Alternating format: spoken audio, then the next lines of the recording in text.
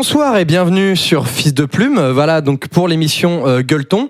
Donc comme annoncé par il me semble Soren et toute la fine équipe de Fils de Plume plus tôt ce mois-ci. Le Gueuleton, c'est le crossover de tous les gueuloirs diffusés jusqu'à présent. Je suis en compagnie de tous ceux qui nous ont donné, qui ont donné leur texte plutôt aux gueuloirs. Donc Louise Raznekiewicz, Alan Sivierou, Pierre de Georges, Simon Pilaire et Ioannis Ménard-Ballet. C'est moi. Donc, on va commencer par un petit tour de table. Enfin, on va pas tourner autour de la table, ne soyons pas cons. T'es déjà prêt? Oh non, on a fait une blague en même temps, on s'est marché l'un sur l'autre. Donc, Louise, qui es-tu? Que fais-tu? Qu'est-ce que tu as écrit de beau dans ta vie, à part ce que le gueuloir nous a donné? Et puis bref, présente-nous. Présente-toi plutôt. Enchantée. Je m'appelle Louise, je suis étudiante en philosophie, passionnée de littérature.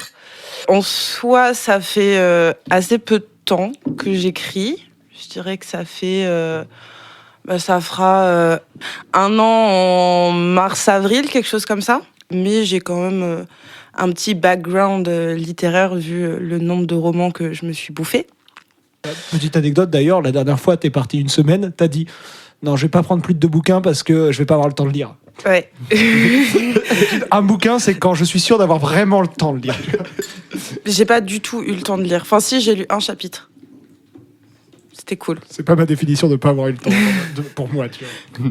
Donc ensuite, Alan, présente-toi un petit peu artistiquement, ce que tu as fait un petit peu, ce qui a rapport à l'écriture de près ou de loin, même de très très loin. Bonsoir. Eh bien, j'essaie d'occuper ma vie de différentes manières. Donc, je suis en fac de philosophie comme Louise. Je m'occupe aussi par la musique.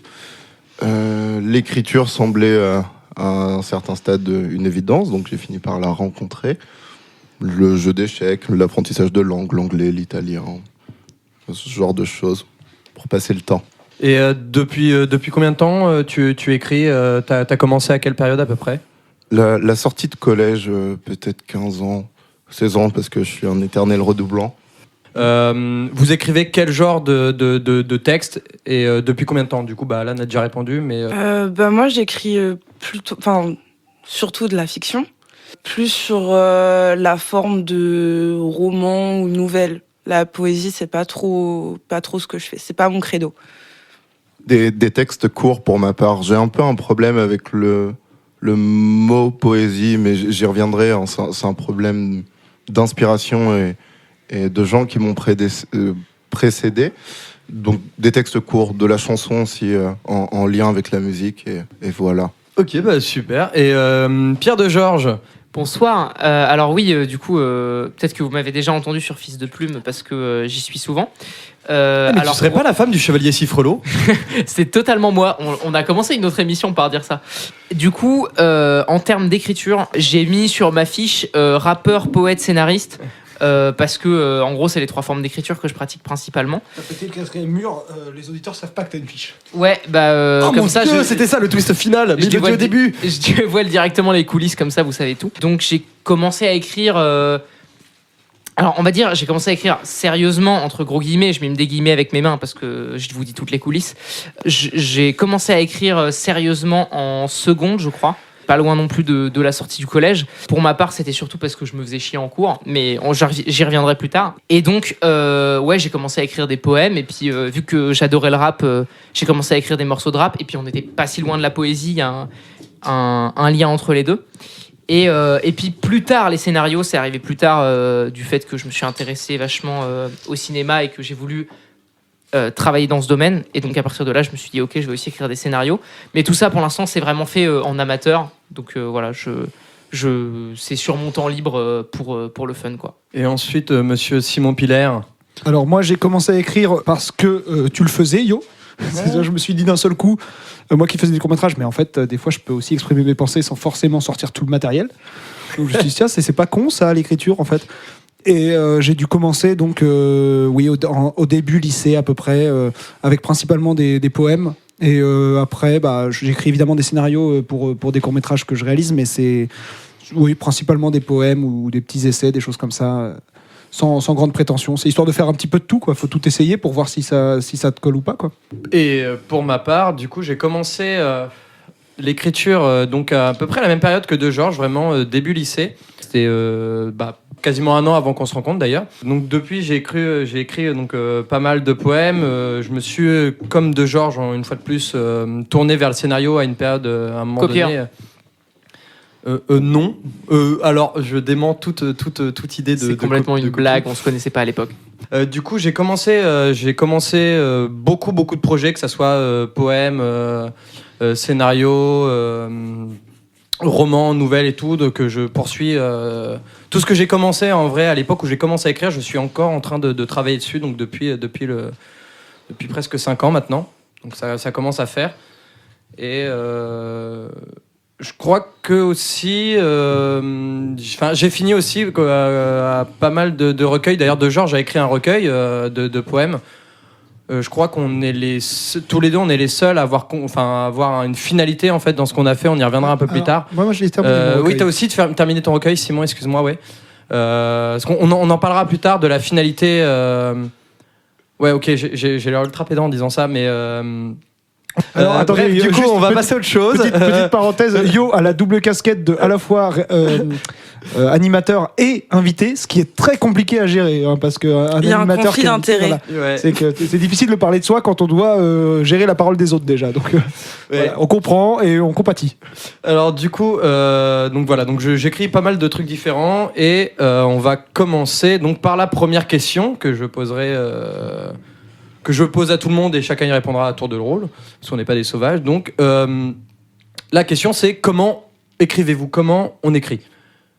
C'est voilà, donc comment écrivez-vous, donc la question dans le sens dans quelle situation, quel lieu, est-ce qu'il y a des situations ou des lieux particuliers.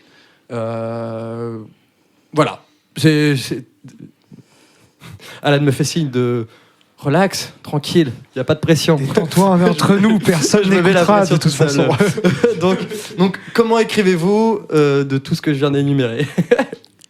Donc, on va commencer toujours par Louise. Tout le monde me regarde, donc j'ai quand même l'impression que je dois commencer. En ce qui me concerne, le moment d'écrire en lui-même, il me faut absolument que je sois dans le calme, zéro nuisance sonore. Donc, quand on a un voisin saxophoniste, des fois, il faut sortir les boules qui est. Mais Voisin qu'on salue d'ailleurs, hein, on le connaît. au on l'aime. passage, Monsieur Sylvain Coden. coucou Doudou. Salut Sylvain. Et donc, ouais, il faut que je sois au calme, concentrée. Donc, en général, j'aime bien faire ça dans l'après-midi ou quand j'ai pas un état de fatigue trop important. Et avec un petit thé, voilà, au calme. Et souvent, c'est des phases, entre guillemets, qui durent de 2 à 3 heures quand j'écris. Donc, c'est assez éprouvant. Enfin, pas physiquement, mais tu sors, t'es assez fatigué derrière, donc j'aime bien être en forme et au calme au moment d'écrire. Donc Mais pour toi, en fait, il y a un peu cette notion de... C'est un exercice, quoi. Il y a quelque chose qui est complètement. ce qui est de l'ordre presque de physique, en fait. Ouais, enfin, je m'éclate bien plus dans l'exercice intellectuel que physique. Ceux qui me connaissent le savent, je ne suis pas très sportive. On dirait le titre d'un album de Tandem. On n'est pas très nombreux autour de cette table avec des grands sportifs, hein. C'est pas faux. C'est pas faux. C'est pour ça que j'ai dit pas très nombreux, Alain. Je t'ai pas inclus dedans. Mais oui, non, c'est clair que quand tu passes 2-3 heures face à l'écran de ton ordinateur à te demander pendant 15 minutes si la virgule elle est au bon endroit ou si tu dois finir ta phrase ici ou quelques mots plus tard, tu te prends la tête, tu réfléchis et oui, c'est fatigant, quoi. C'est pas l'effet d'une disserte non plus, mais parce qu'il y a quand même on en tire un énorme plaisir à la fin, une grosse satisfaction. Une disserte aussi, mais ça demande de l'énergie. La dissertation est une passion, ça ne marchera pas auprès de tous les auditeurs, mais je comprends ce que tu veux dire. Ça c'est l'étudiante en philo qui parle. On a les étudiants. J'adore faire des dissertations. Une question que je reposerai du coup à chacun selon ce qu'ils diront. Du coup, c'est cette inspiration, ce moment où tu écris. Comment il arrive en fait? Est-ce que tu l'attends ou est-ce que tu le provoques? C'est une discussion qu'on a eu plein de fois avec Alan et non, ça sert à rien de l'attendre. C'est intéressant, non, mais ça. non, sinon t'attends toute ta vie presque. Enfin, et Mais j'ai pas dit que j'étais pas d'accord, j'ai dit que c'était intéressant. Et t'écris une fois tous les 3 mois. Non, il y a juste un moment où bah, c'est difficile, mais c'est comme un train qui démarre, ça va doucement et petit à petit, ça va plus vite. Et même si t'es pas content de ce que tu fais, faut juste que tu te lances et après tu retravailles, tu relis, Enfin, l'écriture en soi, j'ai l'impression que c'est que 30% du travail, c'est surtout le travail de correction et de relecture derrière qui est long et presque encore plus fatigant parce que t'es confronté à ce que t'as fait à la session d'avant. Donc non, j'attends pas l'inspiration pour écrire. Et Oui. monsieur Alan. Pour ponctuer aussi avec Louise et ce qu'elle a dit, enfin, je me rappelle juste d'une discussion qu'on avait eue chez elle particulièrement, et je trouvais ça simplement dommage d'avoir autant de potentiel et de pas l'exploiter. Enfin, quand on sait faire, tant mieux, il faut simplement essayer. L'écriture, c'est après tout un exercice comme un autre, il faut juste s'y essayer. Quant à moi, c'est plutôt, c'est même toujours, à vrai dire, solitaire, principalement la nuit. Il y a une ambiance, quelque chose de particulier, d'insaisissable, qui fait que je m'y retrouve mieux. Déjà, le calme, même si j'habite dans le centre-ville de Tours, c'est toujours quand même plus calme que le brouhaha qu'on a perpétuellement en après-midi, ou même l'activité finalement qu'on a l'après-midi. C'est souvent face au mur. C'est pas. Il y a une espèce d'ambivalence ici. Enfin, j'ai l'impression, comme dirait Nietzsche, que les meilleures pensées viennent en marchant. Et c'est vrai. Enfin, le fait d'avoir les sens qui sont tétillés, de voir, d'observer. On réagit face à ça, et ça m'est arrivé aussi de prendre des notes, par exemple quand j'étais en voyage ou simplement lors d'une balade, mais la nuit face au mur blanc, ça fonctionne pas mal pour moi. Face à toi-même, au final, du coup. Ah oui, il est quasiment un reflet sur ce mur. C'est-à-dire que tu as beaucoup de sources d'inspiration, mais au moment d'écrire, il faut que tu aies au contraire presque rien qui t'inspire. Il faut que tu aies un vide complet et que tu aies toutes tes pensées qui reviennent, mais de l'intérieur, en fait. Et étrangement, oui, ça part comme une espèce de longue introspection, ou peut-être simplement la pensée d'un mot. C'est souvent ça. Ça part d'un mot, un sentiment. Enfin, ça part jamais de rien. Ça serait simplement mentir, et puis ça serait surtout grossier. Mais je sais pas. Oui, il y a quelque chose du presque rien. Un mot, quelque chose que je vais voir, alors que, forcément, c'est souvent des choses que j'ai vues 10 000 fois, ou une émotion, un souvenir. Le souvenir fonctionne très bien. Et du coup, dans cet ordre-là, quand tu as ce mot ou ces sensations, ces sentiments qui viennent, la même question que j'ai posée à Louise, c'était l'attente ou la provocation. Est-ce qu'il y a des fois où tu te poses vraiment face à ton mur pour que un mot auquel tu as pensé pendant que tu te baladais ou pendant ces errances et compagnie, est-ce que tu t'es posé seul face à ton mur, face à toi-même, en te disant que voilà, tu as pensé à un mot, à quelque chose, et il fallait provoquer plus que ce simple mot. Alors, ça je l'ai omis, hein, mais ça fonctionne aussi pour la première partie. Pourquoi j'ai commencé à écrire et quand, et pourquoi je vais écrire, par exemple, à cet instant-là. C'est un besoin, une nécessité, et c'est une nécessité qui est régulière. Je vais toujours essayer de provoquer quelque chose. Je peux pas simplement attendre que ça me tombe dessus, et à bien des moments le soir, c'est là où je suis simplement le plus seul, donc et souvent le soir je pense à écrire, donc là ça va fonctionner avec plus ou moins de réussite, mais Et je pense à ça, c'est une question du coup que je reposerai certainement plus tard. C'est est-ce que ça, entre guillemets, est-ce que c'est une technique qui marche c'est quand tu essayes justement de le provoquer, ça. Est-ce que c'est une technique qui marche quand tu te poses? Est-ce que voilà, ça marche à chaque fois? Ça revient à la question de comment tu écris. Est-ce que y a des fois où justement tu tentes de le provoquer et il y a rien qui vient? Quand tu utilises le mot technique, il y a un côté qui est vrai, mais finalement, c'est quand je vais me retourner dessus, quand tu vas me poser cette question, que je vais pouvoir te répondre « Ah, c'est toujours face au mur blanc » ou c'est toujours la nuit.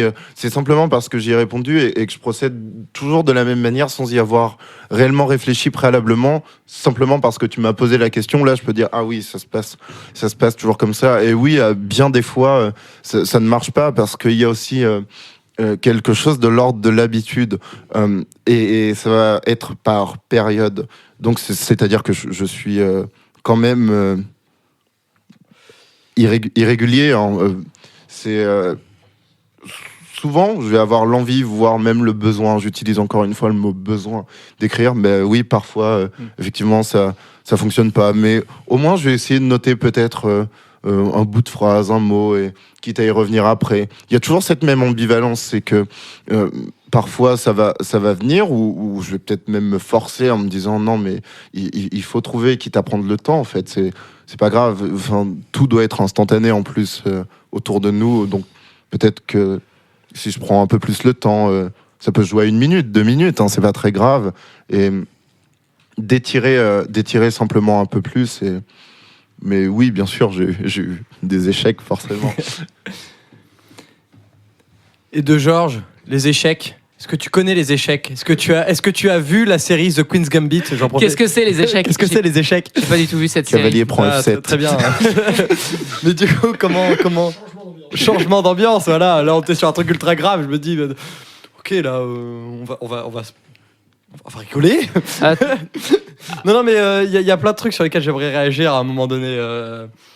Et de Georges, du coup, comment tu réagis ouais, du coup, j'en profite, voilà, pour te demander comment tu réagis en fait face à leur manière d'écrire et te demander du coup comment toi tu écris en fait et comment tu réagis face à leur manière en fait d'appréhender l'écriture. Il y a des points communs qui se croisent.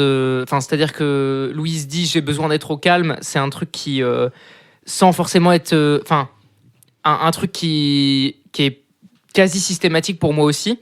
Après, comme je l'ai évoqué au tout début, moi j'ai commencé à écrire en cours parce que je me faisais chier, donc il n'y avait pas vraiment du calme autour de moi.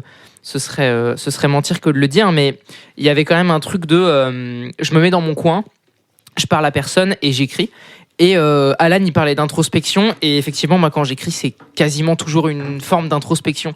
D'ailleurs, ça fait que des fois, je suis vachement... ça fait que des fois, mon écriture, elle est un peu trop auto-centrée, même si ça se voit pas forcément avec mon gueuloir, parce que dans le gueuloir en question, j'essayais plus de faire des portraits, de faire un exercice de style où je parlais pas de mon vécu, mais souvent, c'est de là que ça part. L'inspiration, elle vient souvent de un vécu, un sentiment, le souvenir aussi. Je suis d'accord que ça marche pas mal, en tout cas pour moi. Et en ce qui concerne les lieux, parce que moi, il y a aussi ça, c'est une question de contexte.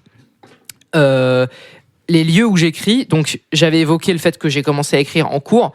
Ce truc-là, c'est pas mal parce que c'est en mode pendant un truc un peu monotone, un peu quotidien. C'était ce côté-là en fait qui m'a amené à l'écriture. C'était le côté monotone et quotidien du cours où on n'écoute pas systématiquement ce que le prof il dit, et du coup quand on n'écoute pas, on fait autre chose et on s'occupe l'esprit comme on peut, et écrire, c'est une manière de faire. Et sinon, il y a le voyage. À une époque, je prenais beaucoup le train. Je faisais des allers-retours, on va dire tous les week-ends, quoi. Et à chaque fois que je prends le train, il y a toujours ce truc. Et parfois aussi dans la voiture, mais dans le train, c'est systématique de... Ils approuvent. Ouais. J'adore les trains, tu as ça aussi. c'est trop inspirant. J'ai le les mal trains. des transports si je ne regarde pas la route. Mais il y en a d'autres Nous que voilà ça. bien lotis. Mais visiblement, Louise, ça l'inspire aussi, ça. J'adore les trains. Alan, je suis J'adore vraiment les trains. désolé pour toi, quand tu perds tellement un potentiel de création. Mais oui, mais ça a l'air d'être un joli contexte, la Ah, voiture. effectivement, c'est magnifique. Peut-être Là, je en rejoins famille Georges ou avec aussi. des amis, je sais pas, ça peut permettre de faire une pause, et je ne peux pas en profiter malheureusement. Bien heureux. Dommage. Et alors aussi sur l'inspiration, faut-il la provoquer ou est-ce qu'elle vient toute seule, etc. Moi j'ai un peu en préparant cette question-là, j'ai un peu distingué le temps long du temps court. C'est-à-dire que à long terme, c'est assez aléatoire. C'est-à-dire qu'il y a des périodes de vie où je vais beaucoup écrire, des périodes où je vais pas du tout écrire. Et comme ça reste un truc que je fais pour m'amuser, j'ai pas un besoin dans ma vie en fait de forcément écrire. Ça dépend vraiment des périodes. Mais par contre, sur l'échelle court terme, en fait, j'ai besoin de le provoquer. C'est-à-dire que un soir où je me dis ok, là je vais écrire, j'ai besoin de le provoquer, de me mettre dans un état d'esprit, donc de me mettre au calme dans un coin, de me poser devant mon ordinateur ou peut-être d'écouter une musique, de me rappeler d'un truc, de me mettre dans une émotion en fait. Et donc, d'ailleurs, c'est souvent les mêmes émotions qui reviennent. La nostalgie ou mélancolie, ça marche pas mal par exemple. Mais ça dépend vraiment de ce que je veux écrire. Et je pense que d'ailleurs le voyage, ça rejoint ça, parce que le voyage, ça me provoque aussi certaines émotions qui font que j'arrive à écrire. Et du coup, voilà, je pense que en tout cas pour moi, c'est beaucoup une question de contexte en fait. Et Simon, du coup, le contexte, lui, dans lequel tu écris, comment il vient En fait, ce qui est drôle, c'est que j'ai écouté un petit peu tout le monde et ça m'a évoqué à chaque fois des chapitres différents de mon écriture. Parce que, en fait, j'ai beaucoup changé dans ma manière d'écrire. C'est-à-dire qu'au départ, je voulais écrire parce que je voulais avoir écrit. Je voulais qu'il y ait une œuvre écrite qui vienne de moi parce que je savais qu'il y avait certaines choses dans ma réalisation, dans les choses que je pouvais pas communiquer avec d'autres formes d'art. Et je me suis dit, l'écrit reste la forme d'art, tout simplement la moins onéreuse. Quand tu parles de réalisation, tu parles de court-métrage? De court-métrage ou même d'œuvre? Non, mais même d'éventuels. Si j'avais fait des sons, des musiques, si j'avais fait ça, si ça m'avait plu, tu vois. C'est que au moins, je veux dire, l'écriture n'implique pas d'autres personnes. Donc, j'ai pas besoin de m'organiser. Je peux être complètement franc et ne pas avoir à passer par des concessions dues à d'autres personnes. Donc, je me suis dit, l'avantage, c'est que l'écriture, c'est on ne peut plus moi, en fait. C'est-à-dire que j'ai pas besoin de passer par un intermédiaire. Et en fait, aujourd'hui, j'écris plus du tout de cette manière-là. C'est-à-dire que avant, il fallait que... Je me souviens même de m'être mis des normes. C'est-à-dire que dans mon recueil, il y avait 4 fois 10 poèmes qui parlaient de sujets différents et d'époques de vie, et il fallait que ça colle. Et donc, du coup, j'avais vraiment quelque chose de très, très organisé dans ma manière d'écrire. Il fallait qu'à la fin, l'œuvre, elle ressemble vraiment à quelque chose. Donc, je pensais déjà à la finalité avant même d'écrire. Et aujourd'hui, beaucoup moins, je me rends compte que les dernières choses que j'ai écrites, je les ai écrites complètement malheureux et généralement complètement ivre aussi, et que j'arrive plus à écrire comme avant. Et je me dis, au final, c'est peut-être pas plus mal parce que c'est symptomatique d'une certaine évolution. C'est-à-dire que là où avant l'écriture était pour moi, comme n'importe quelle forme d'art, un accomplissement de ce que tu veux dire par ce médium, aujourd'hui, c'est vraiment plus une forme de catharsis. C'est-à-dire que je pensais pas du tout dire ça un jour, parce que quand j'ai commencé à écrire, c'était pas du tout l'esprit. C'était vraiment des comptines, c'était destiné à autrui, il y avait des choses cachées dedans et tout ça. Et maintenant, l'écriture, elle est beaucoup plus franche et beaucoup plus... d'ailleurs, le gueuloir, c'est des vieux poèmes, en fait. Je l'ai gardé parce que je voulais justement commencer par ce par quoi j'avais commencé, c'est-à-dire des poèmes d'ambiance, des choses qui sont avec une notion de métrique, une notion d'être fait pour être lu. Et aujourd'hui, il m'arrive d'écrire des choses qui, en fait, sont pas belles, pas travaillées, rien du tout. Et finalement, j'ai fini par y trouver mon compte que quand je les relis 2 ans plus tard, en fait. Et je vois maintenant l'écriture comme une espèce d'obligation de ma part de me rappeler plus tard de ce par quoi je suis passé. J'écris pour moi dans le futur. C'est un peu c'est de ce ordre-là. C'est comme quand tu t'écoutes une musique, puis après tu arrêtes de l'écouter hors de son contexte pour pouvoir la réécouter en ressentant ce contexte. Tu vois. Je sais pas si vous voyez de quoi je parle de l'autre côté du micro, oui. Mais il y a... Moi, ça m'arrive des fois quand je pars en voyage d'écouter une musique, puis après de faire exprès de pas l'écouter pendant 1 an pour être sûr que quand je la réécouterai, elle m'évoquera ce voyage. Et maintenant, je fais pareil avec l'écriture, c'est-à-dire je cherche pas à faire une œuvre qui soit bien, belle, parce que ça voudrait dire que j'essaye de la rendre universelle. Maintenant, j'essaye en tout cas pour mon écriture, j'essaye justement de la rendre plutôt instantanée et dans le moment et dans le ressenti. Mais du coup, pour Madeleine de Proustet plus tard, en fait, c'est un peu ça, tu vois. Mais du coup, au final, tu réponds pas spécialement à la question. Tu réponds aux questions d'après, mais c'est pas grave. Ah merde, excuse-moi. Non, aucun souci. C'est du coup sur la situation, en fait, le lieu, en fait. Oui, à la base, du coup, c'était sur la situation, le lieu. Du coup, t'as répondu aux questions d'après, mais disons qu'il a spoilé l'émission. Disons que non, mais ça venait en rebondissant sur ce que chacun avait dit. Tu rebondis effectivement. Non, c'est bon. Mais je suis le premier à faire. Non, mais pour en revenir à la simplicité de la question. Ouais, la situation, de quelle manière, en fait. En fait, ce que j'ai dit répond pas mal à la question, c'est-à-dire que j'essaye d'écrire au moment où je suis le plus en phase avec ce que je vis, que ce soit dans mon malheur ou dans mon bonheur, mais au moment où tout simplement je ressens quelque chose, tu vois, dans ma vie, cette espèce de sentiment qui a une couleur qui est en train de se dessiner. C'est-à-dire, putain, cette époque-là, elle durera pas une éternité. Il faut que j'en témoigne, en fait. Donc, ça peut être n'importe quand, n'importe où.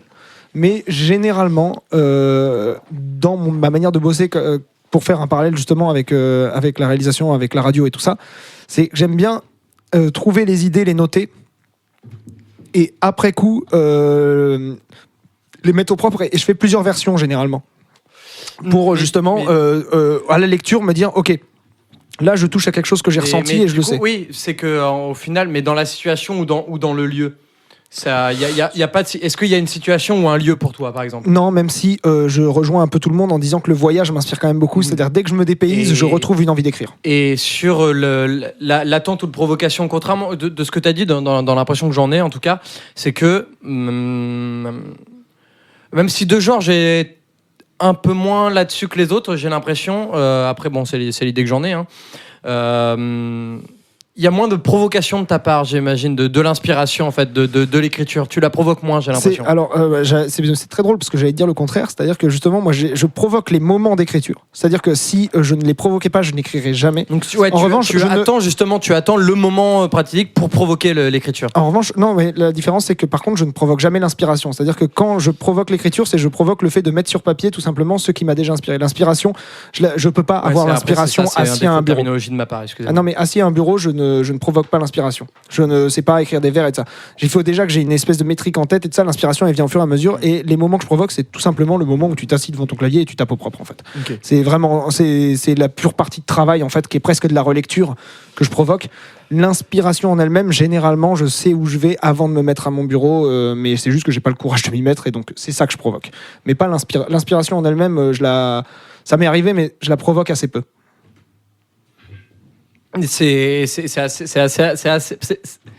J'allais dire c'est amusant, oui, enfin après c'est amusant pour moi, pour les gens qui s'amusent de choses qui ne le sont pas spécialement pour les autres, mais c'est que tout ce qui a été dit jusqu'à maintenant, c'est des choses, je me retrouve à chaque fois qu'à moitié. C'est rigolo de se dire, chaque fois que quelqu'un parle de ça, je retrouve que la moitié en fait de ma manière à chaque fois. C'est que ça soit sur l'attente ou la provocation ou sur les lieux, à chaque fois je me retrouve qu'à moitié. C'est que comme Louise, j'ai besoin d'être au calme. Enfin après au calme, bon après c'est relatif parce que à chaque fois je mets la musique à fond et je m'ambiance comme un malade et des fois je dors devant mon PC ou devant mon carnet. C'est une manière d'écrire qui est assez particulière pour t'avoir observé. Ouais, j'ai été un cobaye. Tu vois, tu dis ça et moi, par exemple, je suis incapable d'écrire s'il y a quelqu'un à côté de moi, tu vois. Il faut vraiment qu'il y ait de la solitude et... Après, dans le contexte dans lequel c'était, voilà, j'étais pas tout seul dans la pièce, mais j'étais seul avec moi-même. C'est que Simon... il était pas à côté de moi, quoi. Il était en train de glander dans l'appart, quoi. C'est que il était pas en train de me regarder en mode. J'étais en train de le lire. Merci de me mettre en valeur. Oui, il était en train de glander. C'est ce que j'ai dit, ce que je viens de dire. Oui, il faisait ses études. Nique sa mère. Les études, ça ne sert à rien. Dit celui qui a pas le bac. Bref. Voilà. Voilà, j'ai répondu tout seul. Du coup, c'est que ouais, comme Louis, j'ai besoin d'être au calme et comme Alan, j'ai besoin de bouger. En fait, ça m'arrive de moins en moins. Je pense que c'est dû aussi à la situation politique ces derniers temps. Mais j'ai moins besoin d'être dehors. Mais comme Alan, ouais, ou de Georges qui parlait du voyage, j'ai besoin de bouger, j'ai besoin de réfléchir, j'ai besoin de faire des trucs pour réfléchir en fait à ce que j'ai envie d'écrire. C'est que comme Alan, si je ne contredis pas, après si je contredis tu me le dis, hein, c'est j'ai besoin de faire des trucs et dans ce que je vais faire il y a un truc qui va me venir. Oui, bien sûr, et plus tard je vais me dire on active nos sens, enfin on leur fait voir des choses, on leur fait ressentir des choses, on les stimule, donc forcément c'est ça, ouais, stimuler mes sens et quand je les stimule je me dis tiens il vient de m'arriver un truc et ça me fait penser à une idée que je vais pouvoir peut-être développer.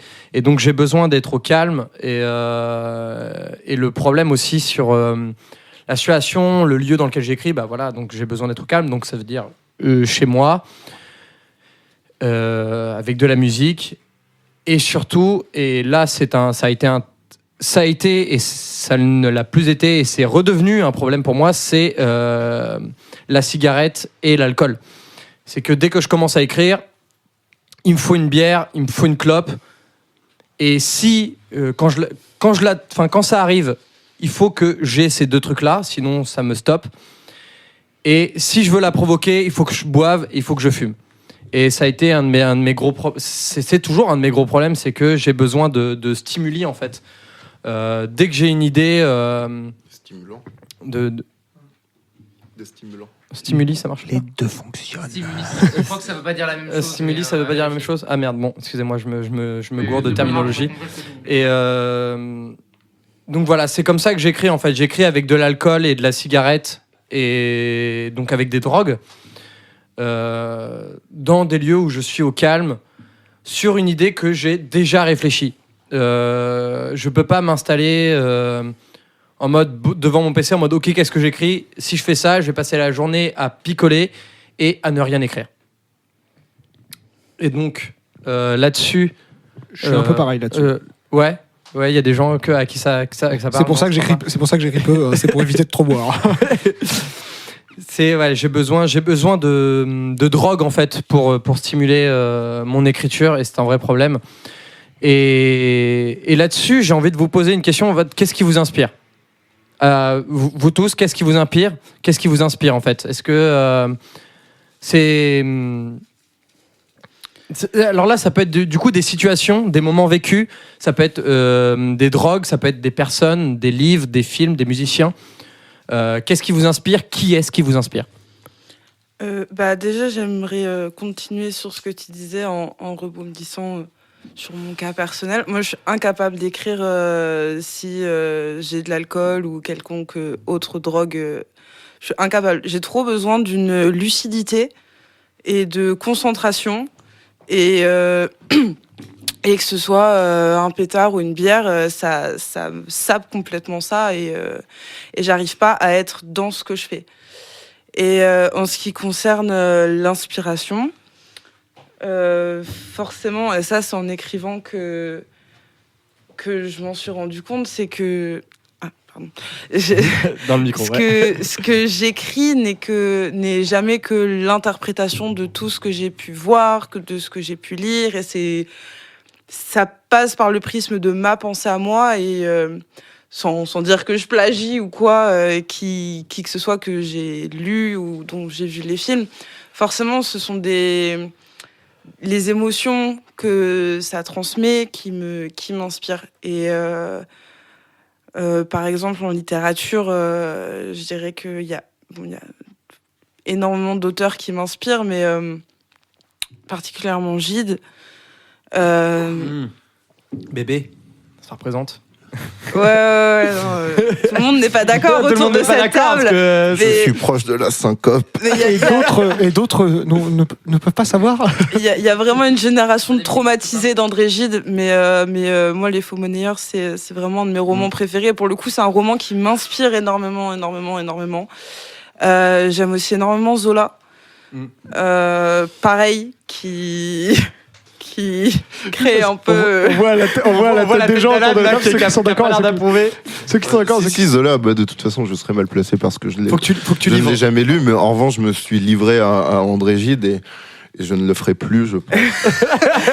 J'ai largement dépassé mon seuil de tolérance. Non, mais c'est bien que les avis divergent, c'est ça qui crée aussi la diversité. Après, D'ailleurs, j'en profite pour caler que vous deux, faut que vous lisiez l'œuvre de Zola, le roman qui s'intitule L'œuvre. Ouais, c'est vrai. Je l'ai jamais Pour lu. des gens qui écrivent, qui font de l'art, c'est un de ces seuls romans qui traite vraiment d'art. D'accord. Et Pierre et moi, du coup, rien à foutre, quoi. Non, mais vous avez pas d'avis, vous n'existez pas. C'est pas fou. Mais oui, livre, chez Zola, pour le coup, c'est chez Gide, ce qui va m'inspirer, ça va être plus une atmosphère. Chez Zola, ça va être plus un style. J'aime énormément tout l'aspect descriptif dans tout ce qui va être les descriptions dans un bouquin, etc. Donc forcément, Zola, c'est la première pierre de la fondation d'une énorme église. Comme disait Anatole France à son enterrement. Flaubert m'inspire beaucoup aussi. Ah, Anatole France à l'enterrement de Zola, ok, d'accord. Oui, Je pensais à Anatole France à son propre enterrement. J'étais en mode, c'est la première pierre. Je me suis dit, ok, il y a une vanne. Excusez-moi. Non, je suis cultivé. Ok, non, excusez-moi, j'avais pas compris. Vous m'avez Excuse-moi, coupé. je t'ai coupé. Flaubert m'inspire. Je peux y aller. Je suis un enculé. Excuse-nous. Flaubert m'inspire beaucoup, énormément. Même si j'ai une relation un petit peu compliquée avec Gustave. J'aime énormément, pareil, ses descriptions, etc. Et dans mon Gauloir, d'ailleurs, il y a un passage qui m'a bien corsé la tête, qui est la description du violon, Ouais. où j'ai passé pas mal de temps à chercher les bons mots, à chercher les bonnes images. C'est quelque chose qui m'intéresse énormément dans ma manière d'écrire, les images. Puis bon, voilà, sur le travail d'écriture, ça a été assez compliqué. J'ai été rencontrer un luthier pour savoir, parce que je suis pas violoniste du tout. Donc un violon, je sais pas comment ça fonctionne. Donc je suis allée voir un luthier très gentil, Alain Pignou à Tours, si jamais vous êtes violoniste. Et qui m'a vraiment aidé sur le fonctionnement du violon, etc. Et ça, moi, pour écrire, ça m'aide, en fait. D'avoir des faits, de me rapprocher de mon objet d'écriture, etc. Et sinon, ce qui m'inspire au quotidien, c'est juste tout l'art que je peux consommer, que ce soit un film. Enfin, c'est tout con, mais par exemple, un plan dans un film quelconque, ça peut m'inspirer, moi, une scène en me disant « Ah, si moi, je prends mon angle de vue un peu comme ça, comme c'est construit dans le film, et que j'arrive à retranscrire ça un petit peu dans le livre avec mes mots à moi, et mes scènes à moi, et mes personnages à moi. » C'est un peu compliqué, ce transfert. C'est un truc qui se fait un peu automatiquement dans la tête, mais c'est tout ça. C'est la somme de tout ce que je consomme qui m'inspire, en fait. Tu sais que ça fait presque chier d'avoir un programme carré parce qu'il y a tellement de choses où j'aurais envie de rebondir là. C'est horrible.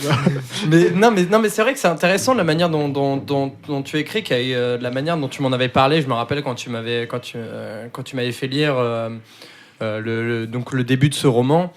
C'est un truc du coup qui m'avait fait penser à Zola, de ce que j'avais pu entendre sur Zola, son cahier de préparation, quoi. Le fait d'aller voir un luthier, d'en discuter avec lui, c'est quelque chose c'est quelque chose vraiment d'intéressant, en fait, à voir chez un auteur. C'est la manière dont il se prépare.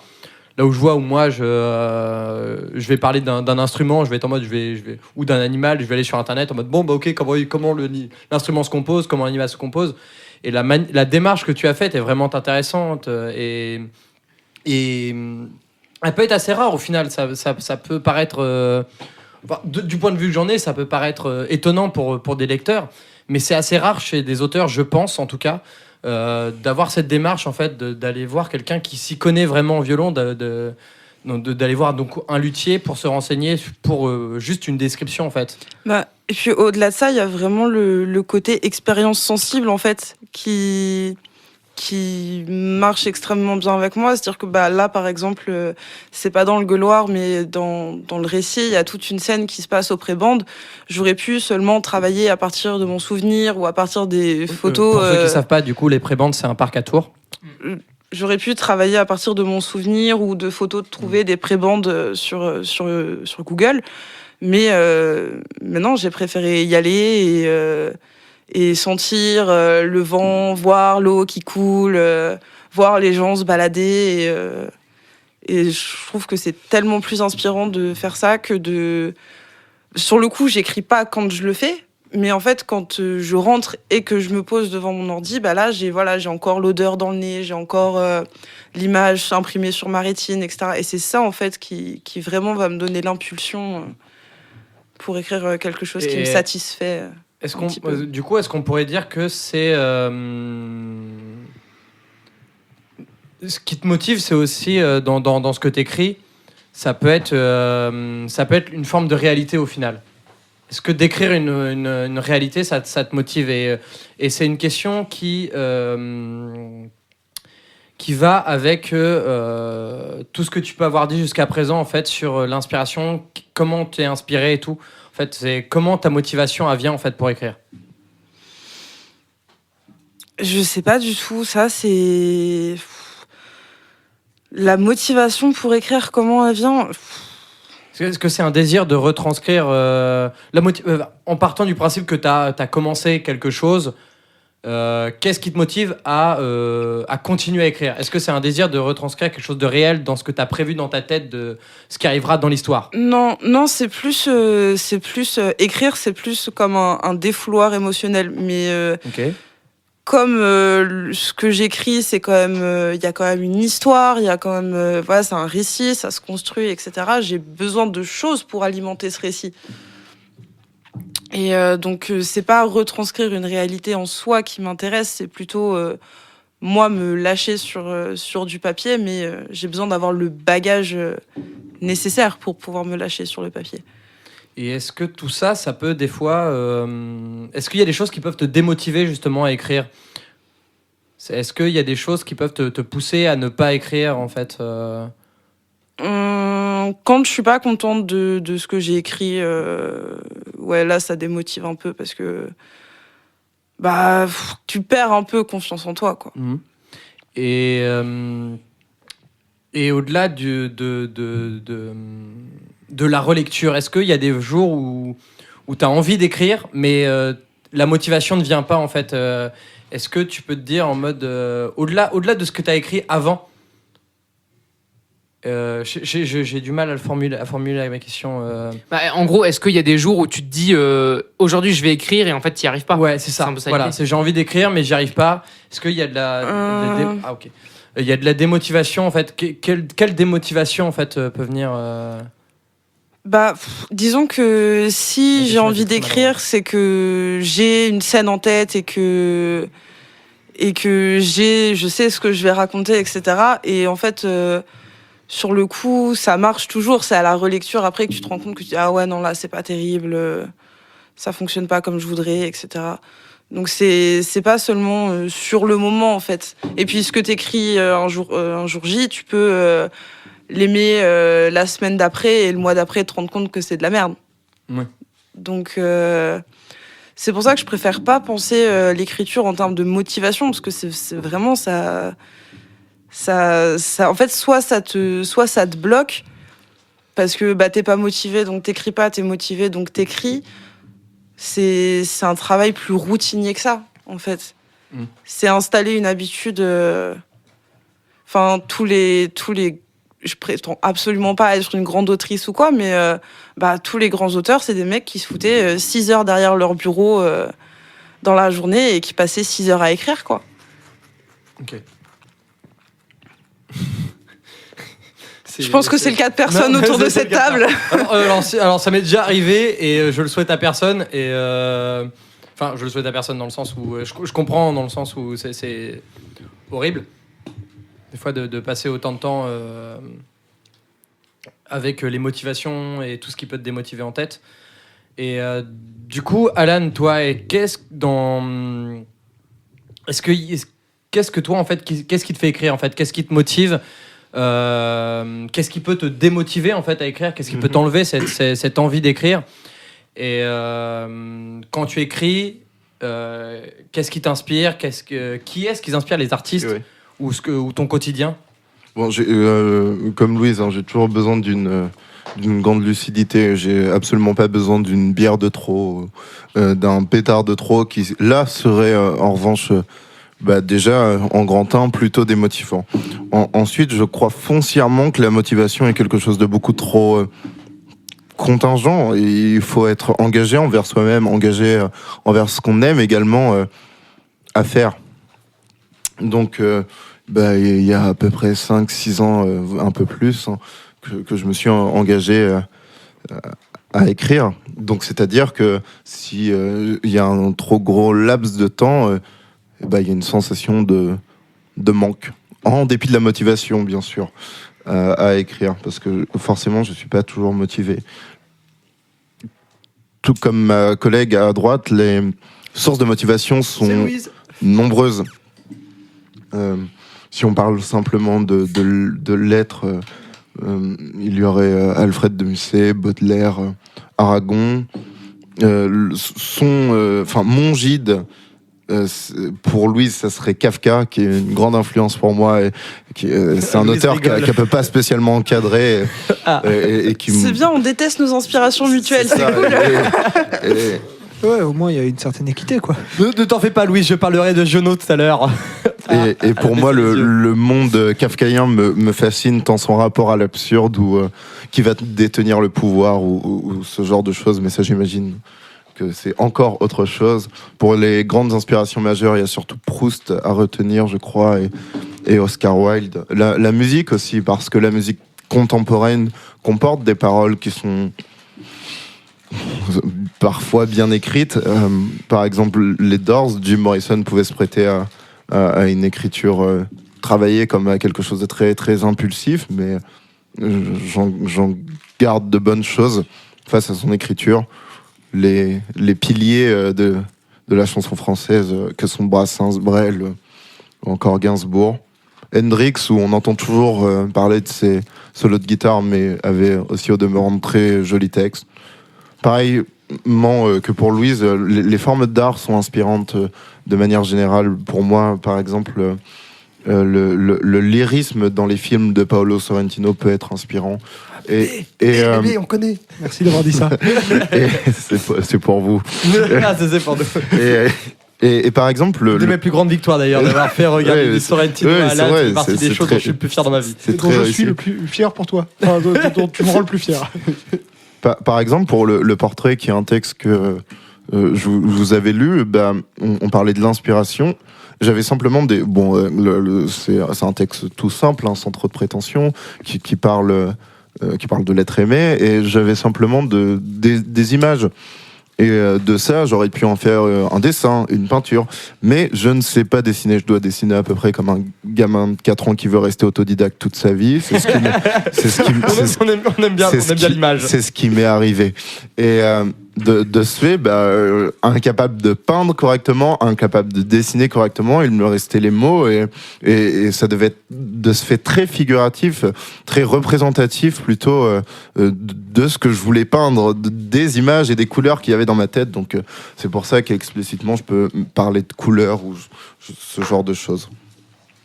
Pour les inspirations, mais pour les démotivations, il y a toutes les inspirations, malheureusement. Comment écrire face à ces monstres? Comment faire ce qui n'a pas déjà été fait? Finalement, c'est très très compliqué quand on adore on est passionné du 19e siècle, du courant... du romantisme, et qu'on connaît tous les enjeux de ce siècle, qu'on est vraiment passionné et qu'on voit que Musset peut écrire comme ça, pire encore Baudelaire peut écrire comme ça. Et quand on aime le sentiment, le bon comme le mauvais, quand on aime l'exaltation des sens, qu'est-ce qui nous reste? C'est une vraie question. Il faut répondre. Plus ou moins. Enfin, c'est très dur. Bien sûr, c'est une Vous question. avez 8 heures.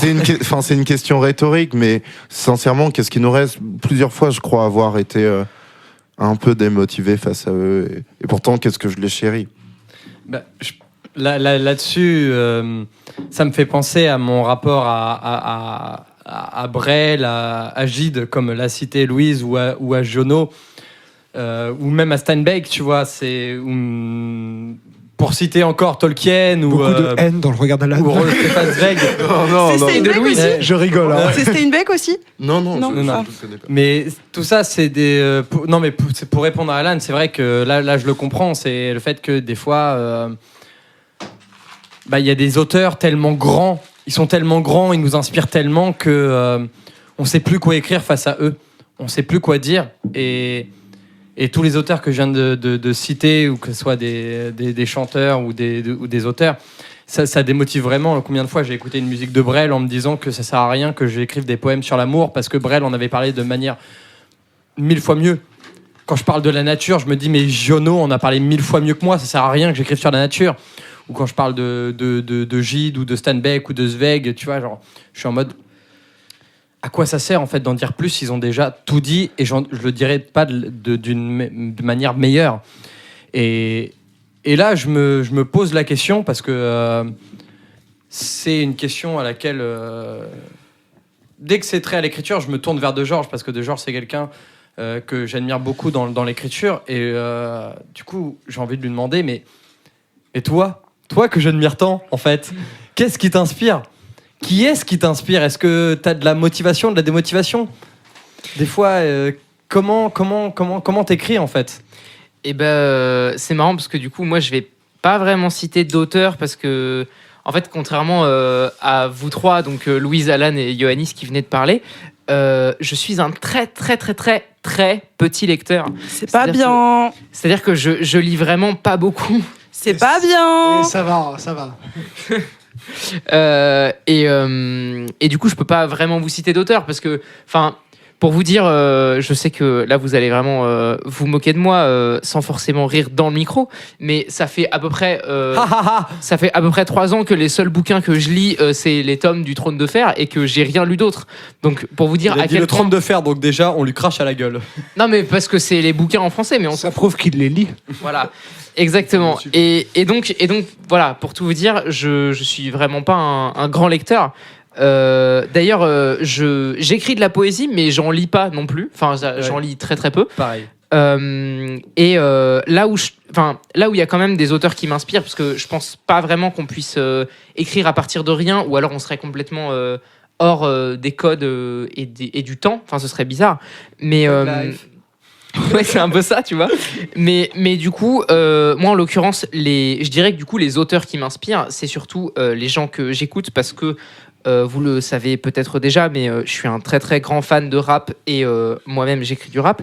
Et du coup, il y a des gens dans ce milieu-là qui m'inspirent. Donc évidemment, je pense à, par exemple, je pense à L'Homme Pâle, je pense à Fix Pencil, je pense à Oxmo Puccino, à Gaël Faye, enfin des mecs vraiment qui ont une plume et qui s'en servent du coup de manière extrêmement différente. Ça n'a rien à voir avec un auteur de roman qui a vécu il y a 200 ans. Et pour le coup, moi, c'est ça que je consomme principalement, et donc c'est ça qui m'inspire principalement. Mais ouais, effectivement, c'est marrant parce que je me dis, voilà, j'écris des poèmes quasiment sans en lire. Et du coup, je ne saurais pas vraiment répondre à ta question, même si tu t'as posé la même aux autres, mais en tout cas, pour ce qui est spécifiquement de moi, je ne saurais pas vraiment te répondre sur le côté. Je ne sais pas vraiment pourquoi. Alors, si ni comment. Qui a répondu? Mais si tu n'as pas de nom, du coup, au final, tu as répondu au final au terme de nom, mais du coup, c'est pas vrai. c'est pas des auteurs classiques ou des auteurs en tant que tels, mais C'est des, nous la des sous-culture. rappeurs ou des paroliers. Tu as répondu au final parce que Ouais. qu'on parle de poèmes ou de rap, au final, c'est juste une différence de style, mais au final, ça reste des auteurs ou des paroliers. Ouais. Et là-dessus, mais d'ailleurs, c'est marrant parce que je fais les deux, et pourtant, je fais vraiment une distinction entre les deux, et plus le temps passe, et plus je me rends compte qu'elle n'a pas de sens. C'est-à-dire que, à la fois, en fait, quand j'écris un poème, à cause en fait peut-être des clichés que j'ai sur la poésie, je vais avoir forcément un langage plus soutenu, et ça va rendre quelque chose de très différent et de vachement. Le rap, c'est une forme de versification, mais que je trouve très différente de la poésie traditionnelle, et j'aime bien faire les deux, et je le vois pas comme le même exercice en fait. Mais là où O2N, qui le monde extérieur le considère les considère comme des rappeurs, eux ils se considèrent comme des poètes. Ouais. Donc c'est aussi la poésie ou le rap peut avoir plein de formes différentes. Bien sûr. Mais Ça se simplement, qu'est-ce qui t'inspire au final? Ouais. Sans parler de nom, qu'est-ce qui t'inspire? Est-ce que du coup ça rejoint un petit peu la question que j'avais posée avant? Ça peut être des situations, ça peut être des gens. Tu vois, tout simplement, des situations que tu as vécues avec tes amis, des gens. Les gens, ça peut être des amis, tu vois, c'est pas forcément des auteurs. Ouais. Alors, des gens, évidemment, c'est-à-dire que les gens que je côtoie et qui créent, dont certaines personnes autour de cette table, ça m'inspire. Parce qu'il y a un truc un peu, tu sais, tu côtoies quelqu'un qui écrit et du coup, vous vous inspirez mutuellement. Ça, c'est... forcément, ça joue. Après, il y a aussi le côté... Il y a... la vie, en général, je ne saurais pas vraiment dire plus précisément... Mais c'est-à-dire que en fait, je suis quelqu'un d'assez terre à terre. Certains diraient pragmatique et même pragmatique à la con. Mais du coup, il y a ce côté où vraiment, je pars toujours de ce que je ressens ou de ce que je vis. Enfin, pas toujours, mais quasiment toujours. Pour après en faire quelque chose. C'est-à-dire que je ressens quelque chose, donc j'ai besoin de le dire et donc je le dis. Et avant de le dire, je réfléchis juste à la manière dont je vais le dire. C'est à peu près aussi simple que ça. et aussi, je dirais, des ambiances, donc que ce soit des images que je peux avoir dans la tête ou juste des ambiances que je vais vivre. C'est-à-dire que j'ai un exemple vraiment à la con. J'étais depuis à peu près une semaine quasiment sans sortir de mon appartement à Montpellier l'année dernière. Et un moment, du coup, je sors, je vais juste me balader pour aller jusque chez un pote.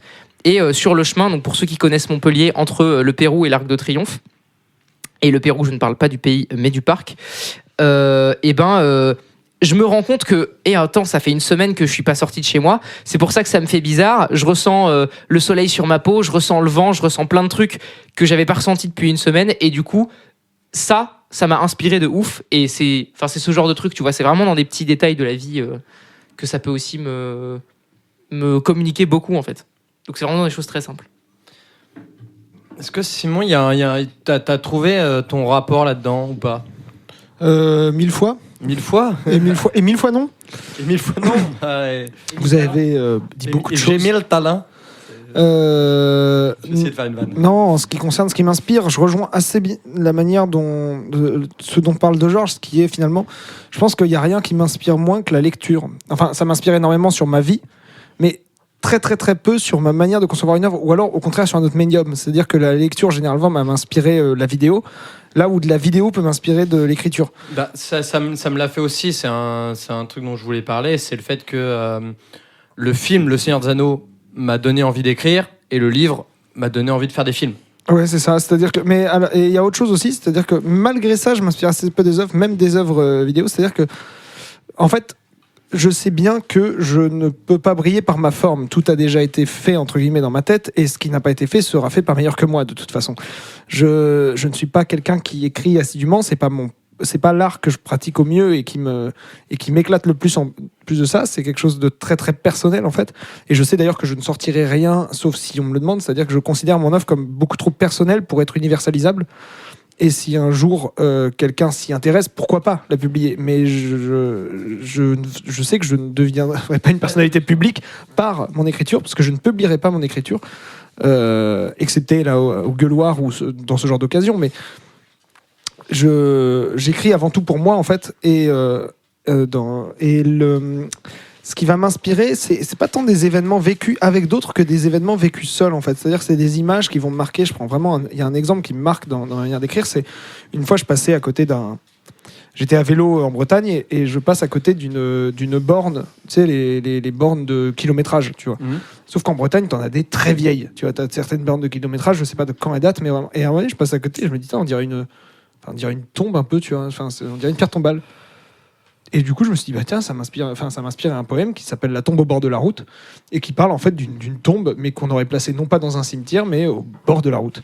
Et je me rends compte que je ne brille pas rien dans l'écriture, mais c'est particulièrement pas par la forme que je considère être bon, que plutôt par le fait de trouver un truc que je n'ai pas vu ailleurs. Alors je dis pas que ça n'a jamais été fait, mais un truc que je n'ai pas vu ailleurs, c'est-à-dire voilà, trouver un thème, trouver un truc. J'ai fait un poème sur le yo-yo, tu vois, sur la toupie, sur des trucs complètement anodins dont tout le monde se fout, tu vois. Et finalement, je vais pas tant parler d'amour ou de choses comme ça parce que je me considère pas du tout assez bon pour le faire et que je laisse la place à des auteurs qui dans ma tête en sont des vrais, tu vois, c'est-à-dire déjà vous quatre et puis d'autres gens qui peuvent potentiellement m'inspirer.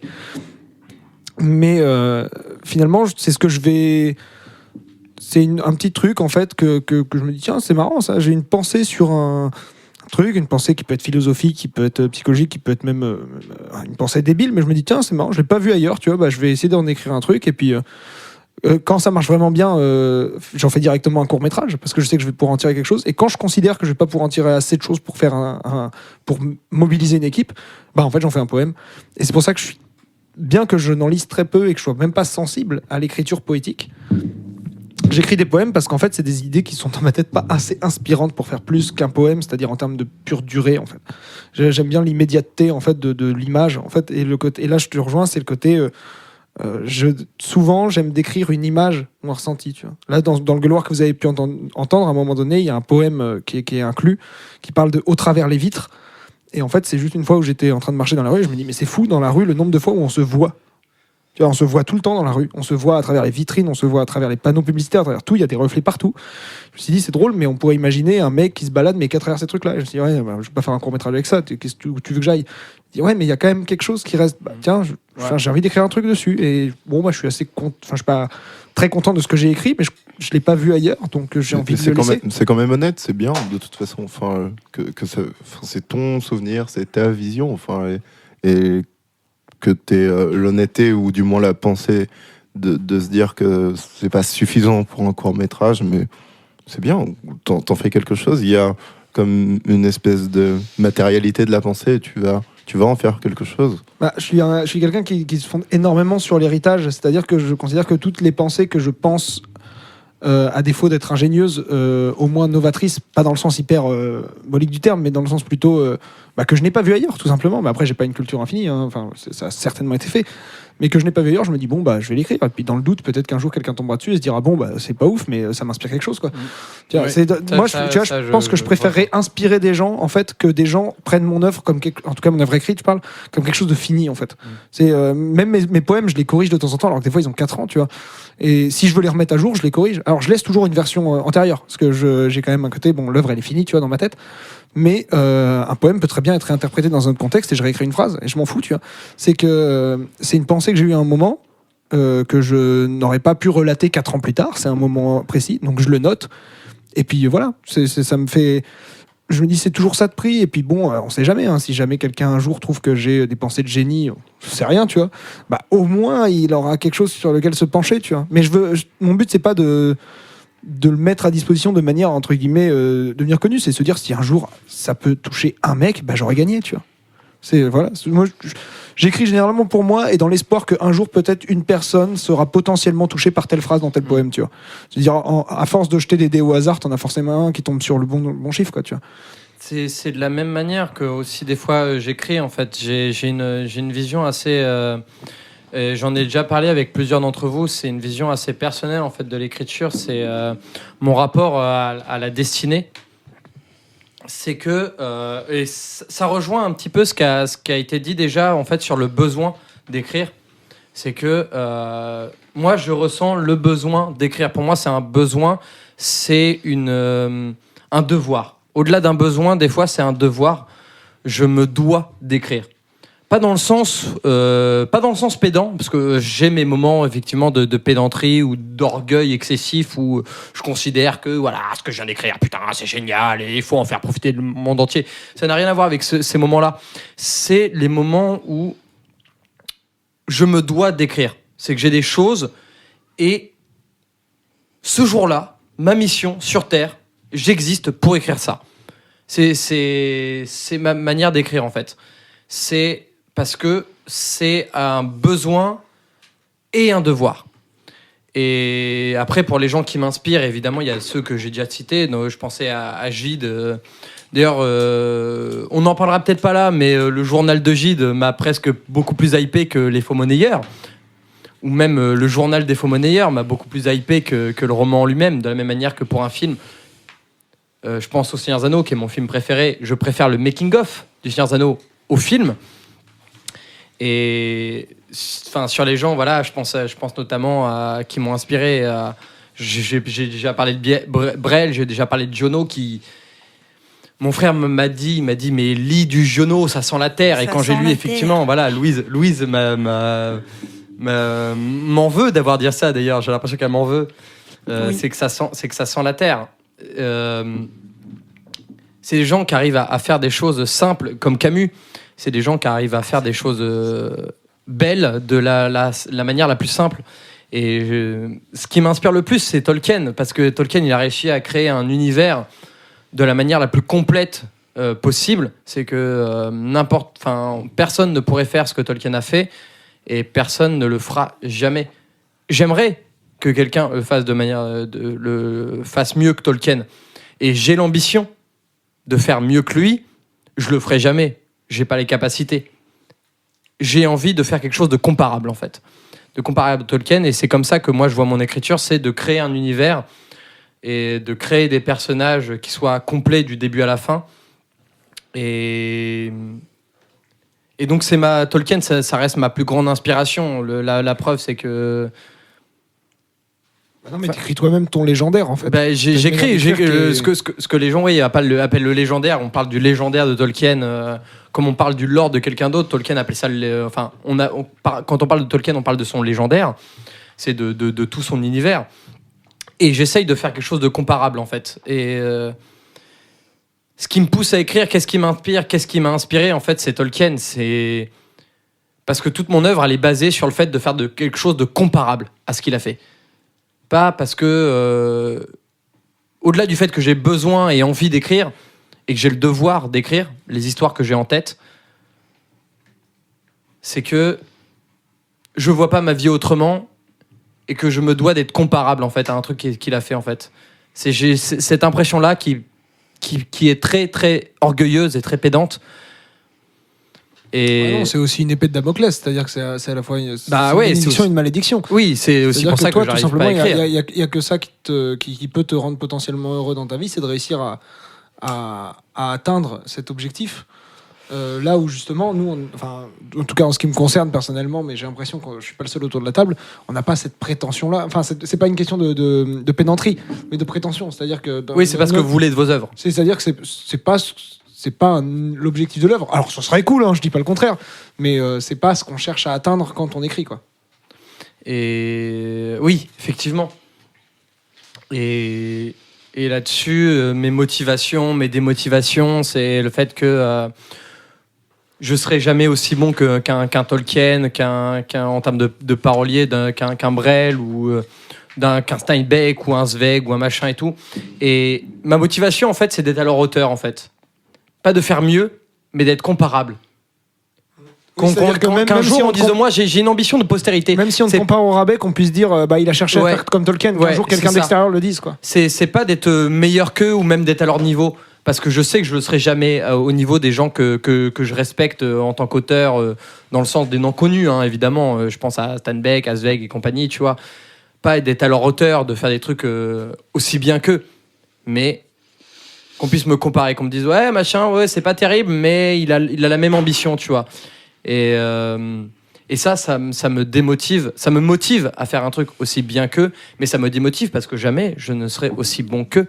Et le cinéma, j'écris aussi des scénarios, donc le cinéma, je vois un film et je me dis, dans le film, ils parlent de ce truc-là, mais ils en parlent pas assez, et du coup je vais faire un film où cette idée, elle est plus développée. Oh, excusez-moi, j'ai roté. Elle est beaucoup plus développée, en fait. Je veux aussi développer, en fait, ce qui ne l'a pas été par les autres, en fait. C'est que Tolkien parle de trucs dans son univers, et moi, je veux faire la même chose que Tolkien, mais en parlant de ce qu'il a pas parlé, en fait. Et enfin, je pense à Tolkien, je pense à n'importe quel auteur, tu vois. Jono, il parle de la Terre, moi, je veux parler des gens sur la Terre, tu vois. Ou de n'importe quel autre truc. Bon, il parle aussi des gens sur la Terre, mais sur le principe... Je veux parler aussi de ce que les gens n'ont pas parlé dans les œuvres que j'ai aimées. Oui, en fait, tu utilises une méthode que tu as vue ailleurs, mais que tu espères un jour, au-delà, évidemment, par-delà le fait de l'égaler, mais au moins le fait de l'y comparer, mais avec ton univers à toi, ton propre, ce qui te touche personnellement et ton propre lore, en fait. Oui, c'est ça. Et ça ramène à une question qui est la question de l'ambition, en fait. Qu'est-ce qu'on veut faire, en fait ? Et moi, ce que je veux faire, c'est de créer un univers. C'est de faire en sorte que mes personnages vivent de manière autonome, en fait. Que mes personnages deviennent des personnes et qu'ils ne soient plus des personnages. Pourquoi j'écris ? Parce que je veux que mes personnages vivent de manière autonome. Et ça, c'est une question, en fait, je réponds à la question suivante, en fait, c'est de ma manière à moi, c'est que je veux que mes personnages vivent d'une manière autonome, qu'ils deviennent des personnes. Je veux que ce que j'écris, ça devienne une réalité. Pas dans le sens où ces personnages ont réellement vécu, mais ce qui leur arrive, c'est une vérité. Que tu espères qu'en fait, que les lecteurs puissent leur donner vie, en fait, après que toi, tu leur aies donné, quoi. C'est ça. Et que même les personnes, ces personnages, deviennent ils vivent au-delà de l'œuvre, en fait. Et ça pose, et du coup là je viens de répondre en fait à la question suivante, qui est en fait ce qu'est le pourquoi j'écris. C'est quelle est mon ambition. Et là, c'est une question à laquelle que je vous pose à vous, en fait. Parce que moi, je viens de vous donner mon ambition, et Louise, et de la même manière que la question se pose à Alan, de Georges ou Simon, c'est pourquoi, en fait, vous écrivez ? Quelle est votre ambition ? J'écris pas spécialement parce que j'ai une ambition ou que je veux égaler ou me comparer à tel ou tel auteur. J'aurais jamais la prétention de faire ça. En revanche, j'écris parce que j'en ressens le besoin, que c'est encore la méthode d'expression avec laquelle je suis la plus à l'aise. Je suis pas musicienne. J'ai également la capacité de dessin d'un enfant de maternelle. Et Des progrès au piano. oui, c'est vrai, je fais des progrès au piano. Je sais jouer 2 morceaux maintenant. Mais voilà, c'est vrai que forcément, à force de bouffer des livres, au bout d'un moment, tu te dis je vais essayer. Et puis, grâce au soutien de certains amis qui te poussent un peu à coups de pied dans le cul et qui te disent lâche-toi un peu. Et c'est vrai que merci. Il y a un moment où tu te retrouves confronté. Enfin, moi en tout cas, ça a été mon cas dans cette année 2020 qui a été compliquée pour tout le monde, où tu te retrouves face à tellement d'émotions et de choses qui se passent en toi qu'à un moment ça a besoin de sortir. Et l'écriture, c'est avant tout là pour ça. Et c'est ça en fait mon ambition entre guillemets dans l'écriture, c'est réussir à lâcher, me défouler et exorciser toutes ces émotions qui sont en moi. C'est pas une fin en soi. J'ai pas forcément. Ce serait génial si je pouvais être publiée et être lue par des tas de gens que je connais pas. Et voilà, ça, ce serait génial. Mais c'est pas une fin en soi. C'est plus le procédé d'écriture qui m'intéresse et l'expérience que c'est d'écrire, plutôt que le produit fini qui va tenir dans ma main. Oh super, j'ai écrit un livre. Donc ça revient à une forme de catharsis au final. Ah oui, complètement. Complètement. Et ouais, c'est poser des mots sur un sentiment, et c'est compliqué parce que tu cherches toujours le mot juste. Tu creuses à l'intérieur de toi, dans tes propres émotions. C'est pas toujours facile, hein. Mais oui, forcément, c'est avant tout un défouloir. Et après, le reste, si y a des gens qui peuvent me lire et qui, en plus, aiment bien un peu le moment qui passe en me lisant, c'est que du bonus et c'est que du cadeau. Voilà. Excusez-moi, je ne m'attendais pas à la fin. Du coup, est-ce qu'on est d'accord donc là, tu viens de parler du coup de ton rapport à la catharsis. Mais le rapport résultat-ambition, comment est-ce que tu vois en fait le résultat de ce que tu écris en fait ? Comment tu juges en fait ça à quel moment ? Par rapport à tes attentes en fait, c'est ça. Ouais, par rapport aux attentes, oui, effectivement. À quel moment un truc est fini pour toi ? Donc l'équation résultat égale ambition, à quel moment c'est fini pour toi ? C'est assez difficile, mais... En termes de produit fini, moi j'écris j'écris pas de format court, donc ce sera fini quand l'histoire sera finie. Et en termes d'attente, je relis, je corrige jusqu'à être satisfaite de ce que j'ai fait.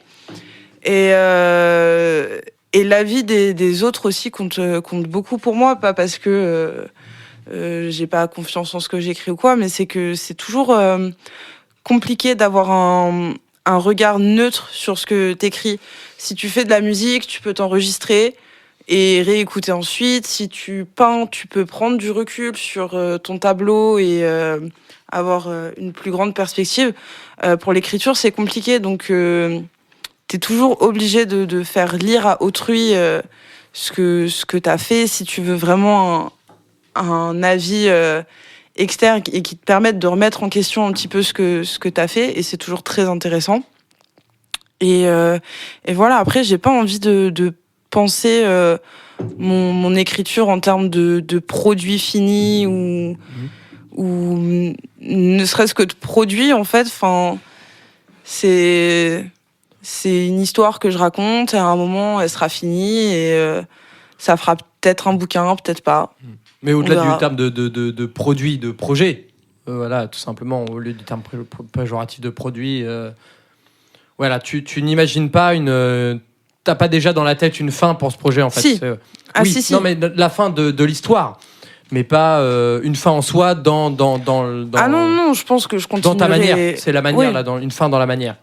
C'est Non, je plutôt- pense que je continuerai à écrire une fois que ce sera fini, parce que c'est vrai que maintenant c'est devenu un besoin aussi, et que je pense qu'une fois que tu as goûté à ce genre de plaisir, tu peux plus t'arrêter ensuite. Mais non, je pense pas qu'il y ait de fin en soi dans l'écriture. Mais quoi. l'équation résultat-ambition, est-ce que comment tu l'aperçois, en fait, entre ce que tu voulais faire et ce que tu as? Comment tu perçois ça?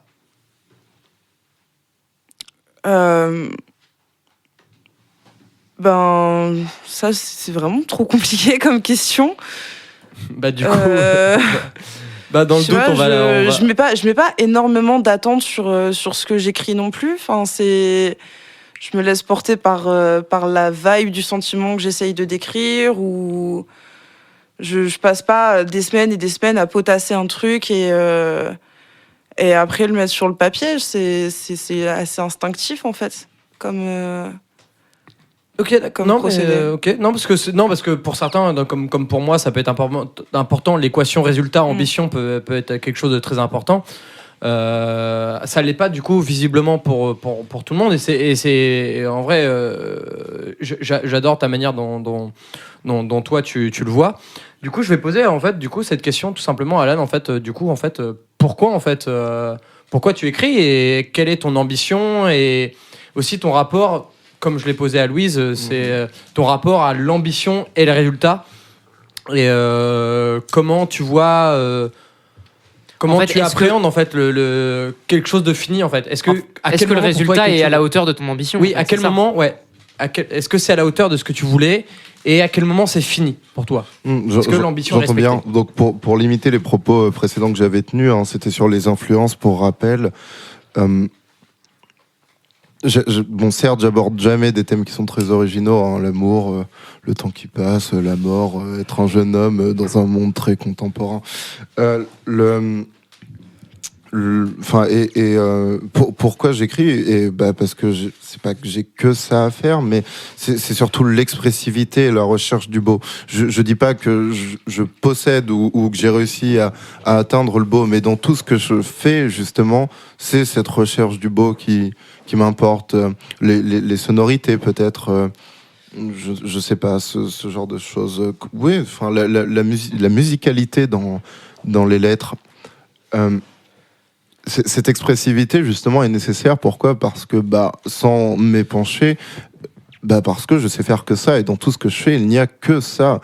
Je suis pas mécanicien, je suis pas, je ne suis pas autre chose finalement que de l'expressivité dans ce que je sais faire. Donc ça rejoint ton idée du besoin. C'est ça, exactement. Parce qu'il n'y a que cette expressivité, encore une fois, cette recherche du beau. Et j'ai pas spécialement d'autres savoir-faire, hein. Vraiment dans tout ce que je fais, je retombe sur mes pattes un peu de cette manière.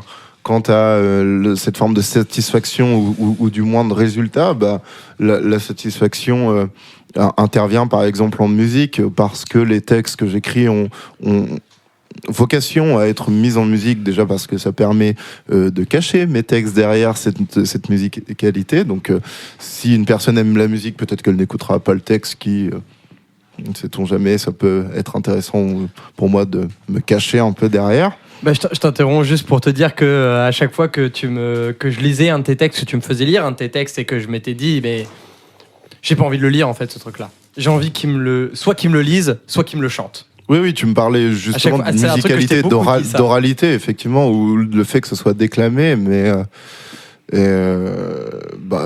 tant mieux pour toi que ça te plaise réellement. Ah oui, j'adore. Je suis client. Je le prends sincèrement comme un compliment, mais oui, simplement le fait que... quelle satisfaction, même si ça n'a jamais été suivi par des milliers de personnes, mais simplement le fait que les gens écoutent. c'est c'est juste très gratifiant. Et je crois qu'il faut de toute façon être un peu fou pour vouloir vivre de l'expressivité et de projeter comme ça son monde, d'ailleurs son monde ou son intimité à la face d'autres personnes.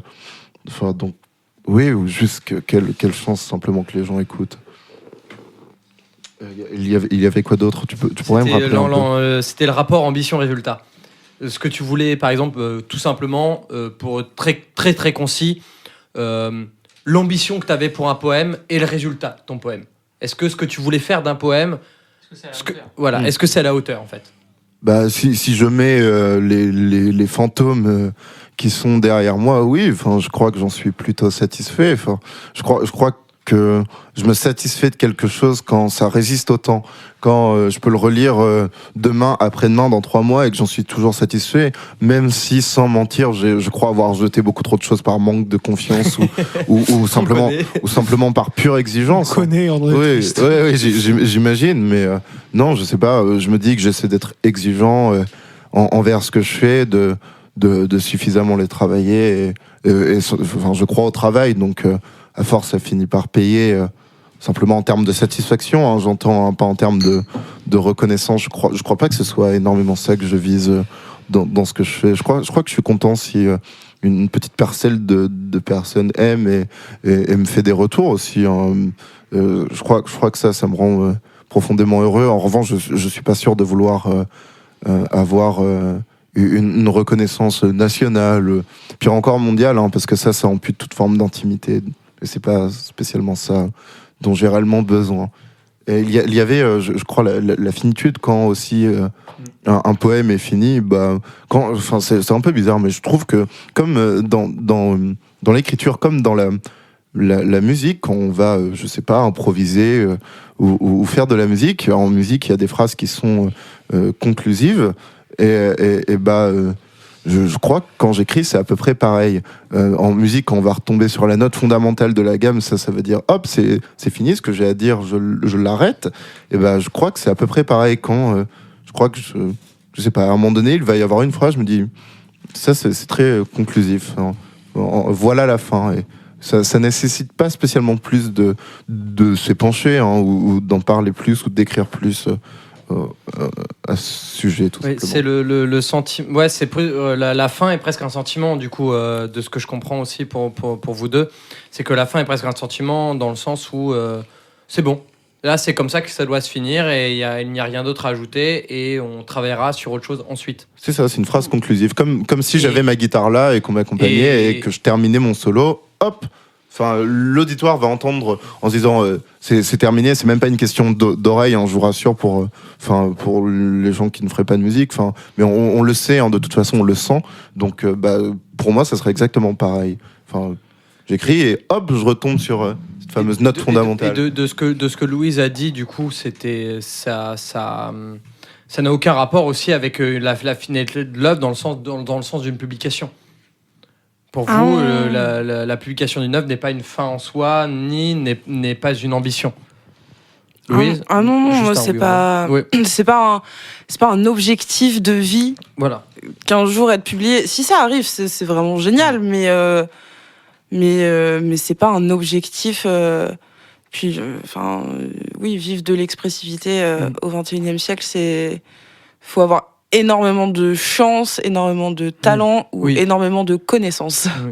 Et Alan, du coup, la publication ce serait pas non plus une fin en soi de ce que tu fais, ce que tu as envie de faire. Je vais essayer de répondre très rapidement, hein, mais oui, bien sûr, mais la poésie de toute façon au XXIe siècle semble être tombée en désuétude, donc je pense réellement pas qu'il faille le faire, et de toute façon j'ai encore une fois pas la prétention d'écrire de la poésie, donc non, si je devais vivre de ces textes, je pense que foncièrement ce serait par la musique de toute façon, mais pas par un recueil.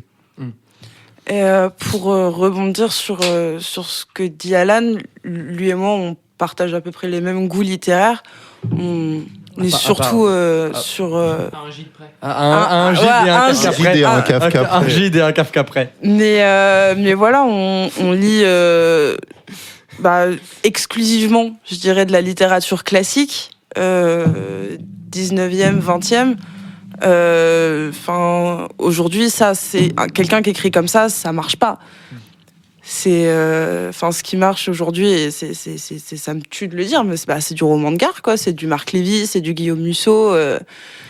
Alors après j'ai pas envie de rentrer dans ce domaine-là balance ton port littéraire. Faut que je balance un troisième auteur pour. Non, parce que du coup je préfère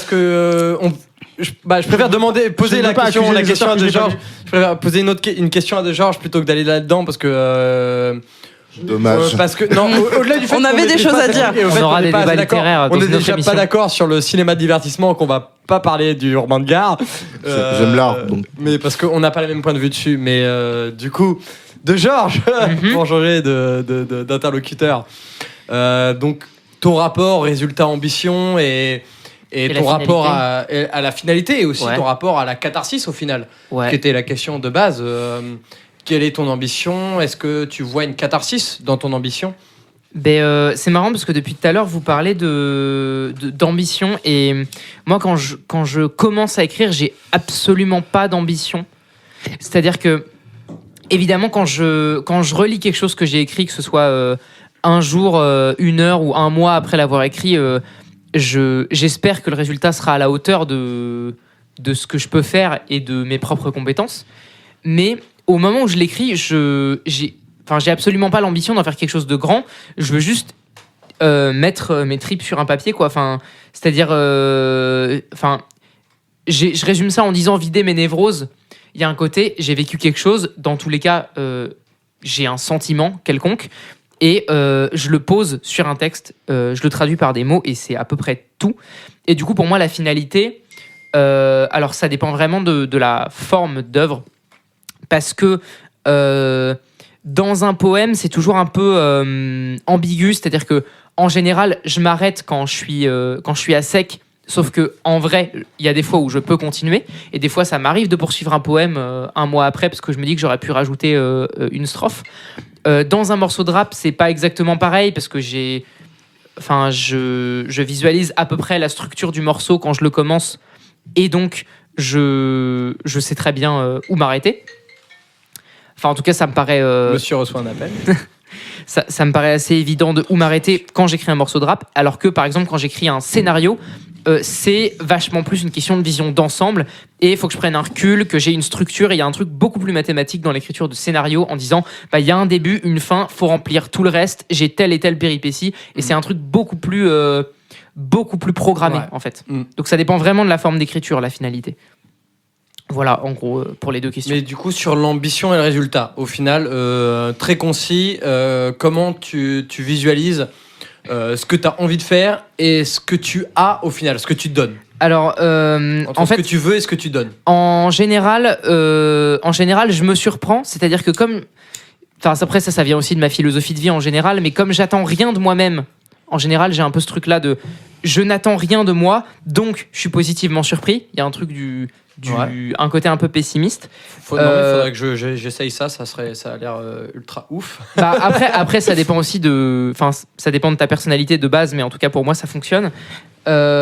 Donc, et il y a une chanson qui résume bien ce que je veux dire sur la finalité et le résultat, c'est j'essaye des casseurs flotteurs, enfin du coup de Orelsan. J'essaye de faire de mon mieux, mais je m'ennuie quand tout devient sérieux.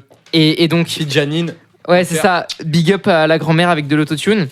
Et donc, cette chanson-là, elle résume bien mon rapport à l'ambition. C'est-à-dire que, en général, le gros problème, c'est de se donner les moyens. Pour moi, c'est de se donner les moyens d'aller jusqu'au bout et de finir ce que j'ai commencé. Ça, c'est tout le combat.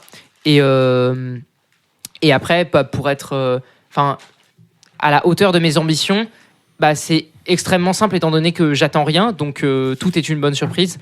Et après, je vois où ça me mène et puis j'essaye de faire de mon mieux pour que ça ait de la gueule, quoi. Et alors juste attends, je vais juste terminer parce que il me vient un autre truc, parce que une autre truc ça veut rien dire. C'est que j'ai un peu changé, progressivement au fur et à mesure que j'écris, je change un peu ma manière d'écrire. C'est que avant, vraiment, je pondais un texte. C'est-à-dire que il me vient une idée, j'écris jusqu'à ce que j'ai plus rien et j'arrête. Maintenant, ça m'arrive beaucoup plus qu'avant de repasser sur des textes et de les peaufiner pour justement qu'il soit plus à la hauteur de mon ambition actuelle. C'est-à-dire qu'avant, c'était... Excusez-moi, il y a eu un petit rot. Mais du coup, d'ailleurs, là-dedans, je me pose peut-être un peu en opposition avec Simon, je sais pas, il me dira, mais dans le sens où, avant, je pondais tout d'un coup, et du coup, c'était juste une névrose qui sort, alors que maintenant, il y a plus ce truc où ça m'arrive de repasser sur ce que j'ai écrit pour que ce soit à la hauteur de mon ambition présente et pas au moment où j'ai écrit. Et là-dessus, je te rejoins, c'est que à une époque aussi, moi, c'était à une époque où je pondais, en fait, les écrits, je les pondais, et une fois que j'avais plus rien à dire, c'était fini, et point. Et j'ai changé de manière d'écrire, mais j'ai quand même aussi le premier chapitre de mon roman, c'est un truc que j'ai écrit d'une traite, je l'ai pondu, comme pour utiliser les termes de Georges que j'utilise aussi. C'est un truc que je ne changerai jamais parce que je l'ai écrit d'une traite. Et et là-dessus, le rapport, tu vois, c'est intéressant de parler de pondre parce que c'est un truc que je vais demander à Simon, c'est est-ce qu'il a pondu ce qu'il a fait? Et aussi, et ça rejoint la question de l'ambition de résultat, en fait. C'est que quand tu as commencé à écrire un truc, parce que de ce que j'ai vu de ton œuvre, c'est que des choses que tu as pondues, et des fois tu m'as dit oui, mais j'ai réfléchi après à des trucs. Et donc ça rejoint la même question de l'ambition et du résultat. Comment toi, tu te visualises par rapport à ça et à la catharsis, évidemment? Alors, je suis pas sûr que le débat entre pondre et réfléchir une œuvre est très pertinent en ce qui me concerne, parce que de toute façon, ça peut encore changer aujourd'hui. Bon, ça prouve bien que ça m'arrive de les pondre. Non, le pondre, c'est le résultat, et l'ambition, c'est autre chose. Oui, mais dans tous les cas, je peux être amené à les pondre, et dans tous les cas, même s'ils sont pondus, je peux être amené à les modifier. Je vois pas mes œuvres comme mes textes comme des œuvres fixes.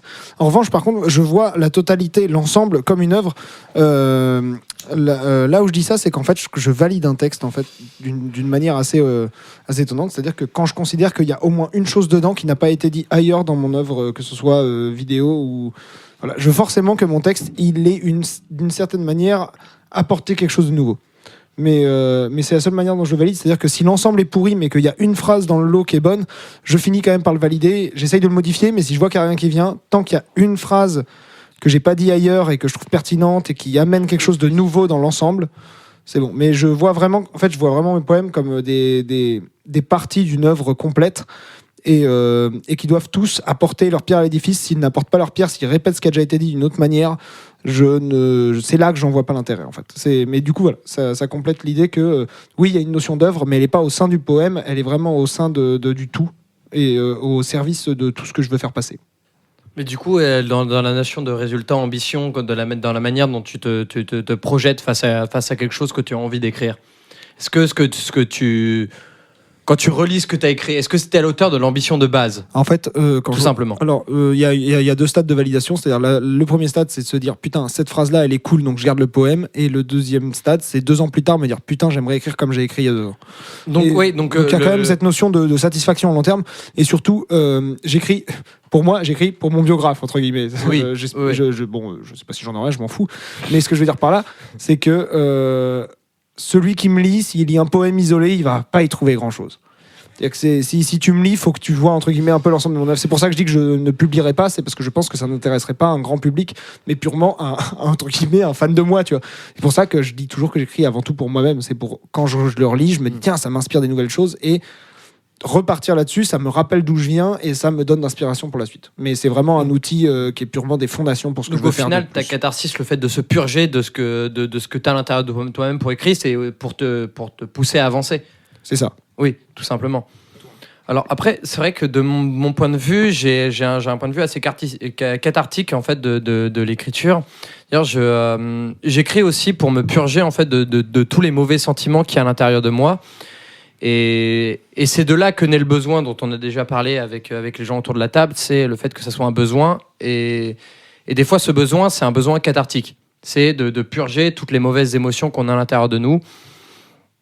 C'est de mettre en scène des personnages qui sont, par exemple, monstrueux, pour se purger de toute la monstruosité qu'on a à l'intérieur de nous et qu'on ne veut pas montrer devant les gens qui nous entourent.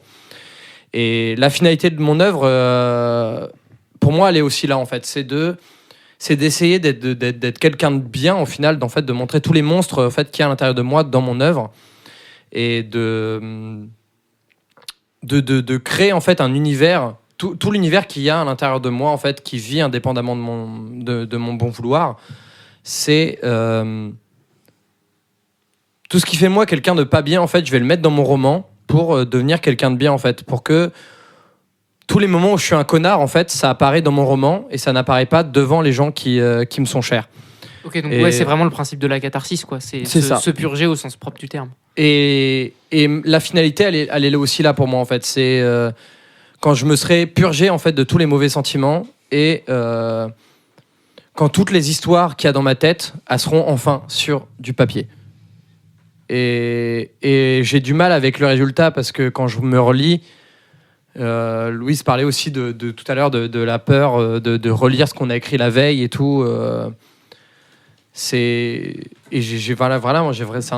une peur qui m'est très chère. C'est le fait de quand je relis ce que j'ai déjà lu, que j'ai déjà écrit, et je l'ai imprimé d'ailleurs. J'ai imprimé ce que j'avais écrit, je l'ai filé à bon nombre d'entre vous.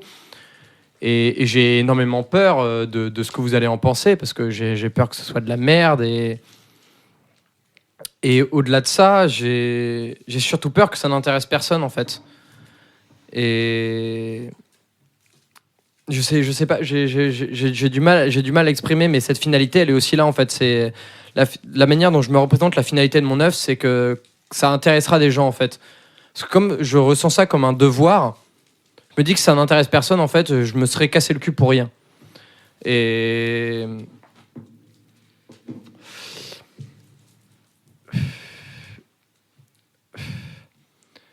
c'est ça en fait, c'est le résultat ambition.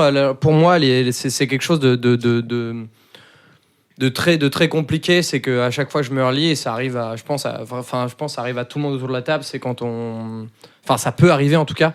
C'est quand on se relit, on n'est pas satisfait en fait. On est en mode, soit généralement on a une trop haute ambition et le résultat est pas à la hauteur en fait de nos attentes. Et le fait de ne pas être à la hauteur en fait de ce qu'on attend de nous-mêmes peut nous remet en question en fait sur la manière dont on écrit en fait. Est-ce qu'on écrit de la bonne manière ou pas? C'est que j'ai pas la même manière d'appréhender en fait n'importe quel style d'écriture, et la manière dont j'appréhende le scénario, elle est beaucoup plus saine. C'est-à-dire, le scénario, je vois ça comme une histoire avec un début, un milieu, une fin. Quand j'écris un poème, c'est juste un truc qui me vient comme ça. Quand j'écris un roman, je veux que ça soit un truc vraiment réfléchi, où chaque phrase est réfléchie. Dans un scénario, je peux me permettre d'écrire un truc en mode ok, bah juste il se passe ça, point, le mec s'assoit et on s'en fout en fait. C'est juste on passe à autre chose. Et ça, c'est une question qui me tient vraiment à cœur de la poser aux gens qui sont autour de moi. C'est la manière en fait dont vous appréhendez la différence de style. C'est que moi, cette différence, je l'appréhende en fait sur le résultat ambition. C'est que j'appréhende pas un scénario de la même manière que j'appréhende un roman ou un poème. Et je me demande vraiment en fait comment ça agit sur les autres. C'est Louise, est-ce que t'as, je sais pas, est-ce que t'as déjà écrit en fait d'autres choses que de la prose en fait ou de la fiction ou... Alors non. Je me verrais pas faire de la poésie parce que c'est pas un genre qui m'intéresse réellement. J'en lis pas, j'ai beaucoup de mal à y être sensible. C'est qu'une question de goût. En revanche, en tant que cinéphile, ça m'intéresserait vraiment d'écrire un court-métrage ou bon, déjà un court-métrage, ce serait pas mal. À la différence que je pense que si j'écris un court-métrage, j'aimerais le tourner. Déjà parce que grâce aux gens qui sont autour de moi, j'ai les capacités de le faire. tu viens de tourner un documentaire, il me semble. C'est vrai, c'est vrai, j'ai fait ça. Ouais. Mais ouais, non, c'est vrai que l'écriture cinématographique, ça m'intéresserait beaucoup. Bon, on verra, une chose à la fois. Mais sur le principe du coup de la question, en fait, c'est est-ce que tu penses que tu aborderais ça d'une manière différente que ton roman? Oui, parce que c'est pas le même médium. Enfin, comme un peintre, il va pas peindre de la même façon à la gouache et à l'aquarelle. Ça n'a rien à voir. Donc, bien sûr, faut s'adapter au sujet Et de là à la forme, c'est mieux, à la forme qu'on écrit. Et non, j'écrirai pas. Il y aura sans doute un écho dans l'écriture en soi. Quand dans l'écriture des dialogues, on ressentira peut-être ma patte, entre guillemets, mais je l'écrirai pas de la même façon, je pense. Du coup, là, c'est un truc où je pense qu'on est tous d'accord, c'est que ce qu'on écrit, en fait, la manière dont on écrit diffère en fonction de ce qu'on écrit. C'est que en fonction de la forme, que ça soit un poème, scénario et tout, ça diffère au final. Et là, je pense qu'on est tous d'accord. Et du coup, Alan, en fait, comment tu te places par rapport à ça du coup, entre par exemple la poésie, le roman / nouvelle, parce que du coup, c'est pas encore très clair, il me semble. Et les paroles de musique, en fait. Comment tu te places, en fait, par rapport à la différence? Pour ce mix entre poésie entre guillemets et chansons, j'ai fait vraiment, j'opère aucune distinction pour être honnête, parce qu'encore une fois, pour moi, il n'y a pas de réelle poésie chez moi, mais le roman ou l'écriture de nouvelles auquel je me suis essayé, j'avais omis au début de l'entretien, c'est que j'avais sûrement l'envie d'écrire quelque chose de plus long et de pas me contenter justement de cette forme courte où j'avais simplement envie de plus, et le roman est arrivé quasiment comme la résultante d'un constat d'échec face à l'écriture de textes courts. Ok, d'accord, parce que excuse-moi, je pensais que tu allais enchaîner. Mais du coup, je vais poser du coup plus cas par cas. Au final, je pense que Simon va rejoindre De Georges, en fait. Après ils me diront s'ils sont pas d'accord sur la manière, en fait, d'écrire des scénarios Ouais. et de leurs poèmes ou autres. Ouais, bah alors moi pour le coup cette question-là, j'avais légèrement abordé le truc dans le cadre de d'autres questions, mais déjà pour ce qui me concerne personnellement, il y a l'ambiguïté entre rap et poésie.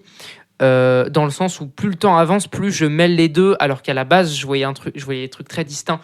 Dans le sens où pour moi le rap c'est clairement de la poésie, mais c'est une forme très différente et plus moderne de la chose. Parce que la poésie, c'est déjà un art oral qui est lié à l'écriture, et le rap, il est héritier de ça. Et du coup, j'ai toujours eu ce truc où, quand j'écris du rap, je parle dans un langage vachement courant, voire familier, alors que quand j'écris de la poésie, j'essaye plus d'avoir un langage soutenu. Mais ça vient surtout en fait des clichés que j'ai sur les deux styles, et plus j'avance, plus je mêle les deux. Et ça m'arrive parfois, par exemple, de reprendre un bout de poème que j'ai écrit pour en faire un refrain de rap. Donc en fait, plus le temps avance, plus ça se mêle. Donc ça, voilà, je trouvais ça intéressant à dire dans le cadre des différentes formes d'écriture. Et pour ce qui concerne le scénario, je considère que c'est vraiment une forme d'écriture à part par rapport aux deux autres, dans le sens où le scénario, c'est vraiment concrètement raconter une histoire pour la mettre en image. Donc le scénario, c'est que un outil pour un réalisateur, pour un chef opérateur, etc. Donc c'est une forme d'écriture très différente, et je la distingue complètement du rap ou de la poésie. Et pour le coup, dans le scénario, j'essaye d'avoir une écriture beaucoup plus méthodique, avec vraiment de l'étape par étape, de la structuration, différentes... une méthode, en fait. Vraiment une méthode, là où pour le coup, le rap ou la poésie, c'est quelque chose de vachement plus spontané, où je vais juste pondre directement, écrire ce que je veux à l'improviste quasiment. Voilà, donc pour ce qui est des différentes formes, moi je procède comme ça, et je laisse mon micro à Simon qui va dire sa vision des choses. Moi, peu importe le médium, j'ai l'impression d'avoir appris à déstructurer et à arrêter de penser méthodiquement, mais en termes de sentiments et de ce que je veux faire passer. Voilà, c'est tout ce que j'avais à dire. Dans ce cas-là, pourquoi pour conclure, c'est presque une conclusion, en fait, c'est une conclusion, hein. Je pense qu'on va rester là-dessus. Après que tout le monde ait répondu à la question, en fait, c'est pourquoi faut-il écrire, en fait? Pour sentir qu'on est vivant. Je suis d'accord. Moi, je dirais, je sais pas, pour combler toutes les questions métaphysiques qui trottent dans ton esprit, pour faire simple et concis comme on fait les deux autres. Alors moi, je prendrais une phrase d'Intouchable que je vais légèrement modifier. C'est-à-dire, Chocolat, non? parce que l'art est la seule trace bénéfique de notre passage sur Terre. Et si je conclue en parlant de la catharsis, vous êtes d'accord ou pas? Vous êtes d'accord que je conclue là-dessus? Conclue comme tu veux, J'ai mon un peu gars. un problème avec le mot, mais bon, qu'importe. Tu as un problème avec le mot catharsis? Oui. On fera une émission spéciale lore là-dessus, je On fera une propose. émission spéciale Je suis catharsis, pas dans alors. une catharsis. Bah, alors pourquoi? Parce qu'il y a des choses à l'intérieur de nous qu'il faut sortir. Et je pense que le pourquoi faut-il écrire, en fait, c'est le mot catharsis répond vraiment à cette question. Enfin, je pense que ça répond vraiment à cette question, c'est que ça peut faire énormément de bien, soit pour se purger en fait de ce qu'on a à l'intérieur de nous, des mauvais sentiments ou des sentiments purs et simples. C'est que ça nous permet déjà en fait de comprendre ce qui se passe à l'intérieur de nous et de ce qu'on a envie de raconter. En gros, franchement, ça vous coûte quoi? Allez-y, foncez. Vous avez entendu autour de la table, on a tous des raisons différentes, toutes des ambitions différentes, tous des méthodes. On n'a rien vraiment en commun, si ce n'est qu'on écrit. Et on apprécie ou non les œuvres des autres, mais on s'en fout. Tout l'intérêt, en fait, c'est d'essayer de mieux se comprendre soi-même et d'essayer de potentiellement toucher une personne. Et là, on aura réussi. Voilà. Jingle. Sur le ton de la question. Jingle.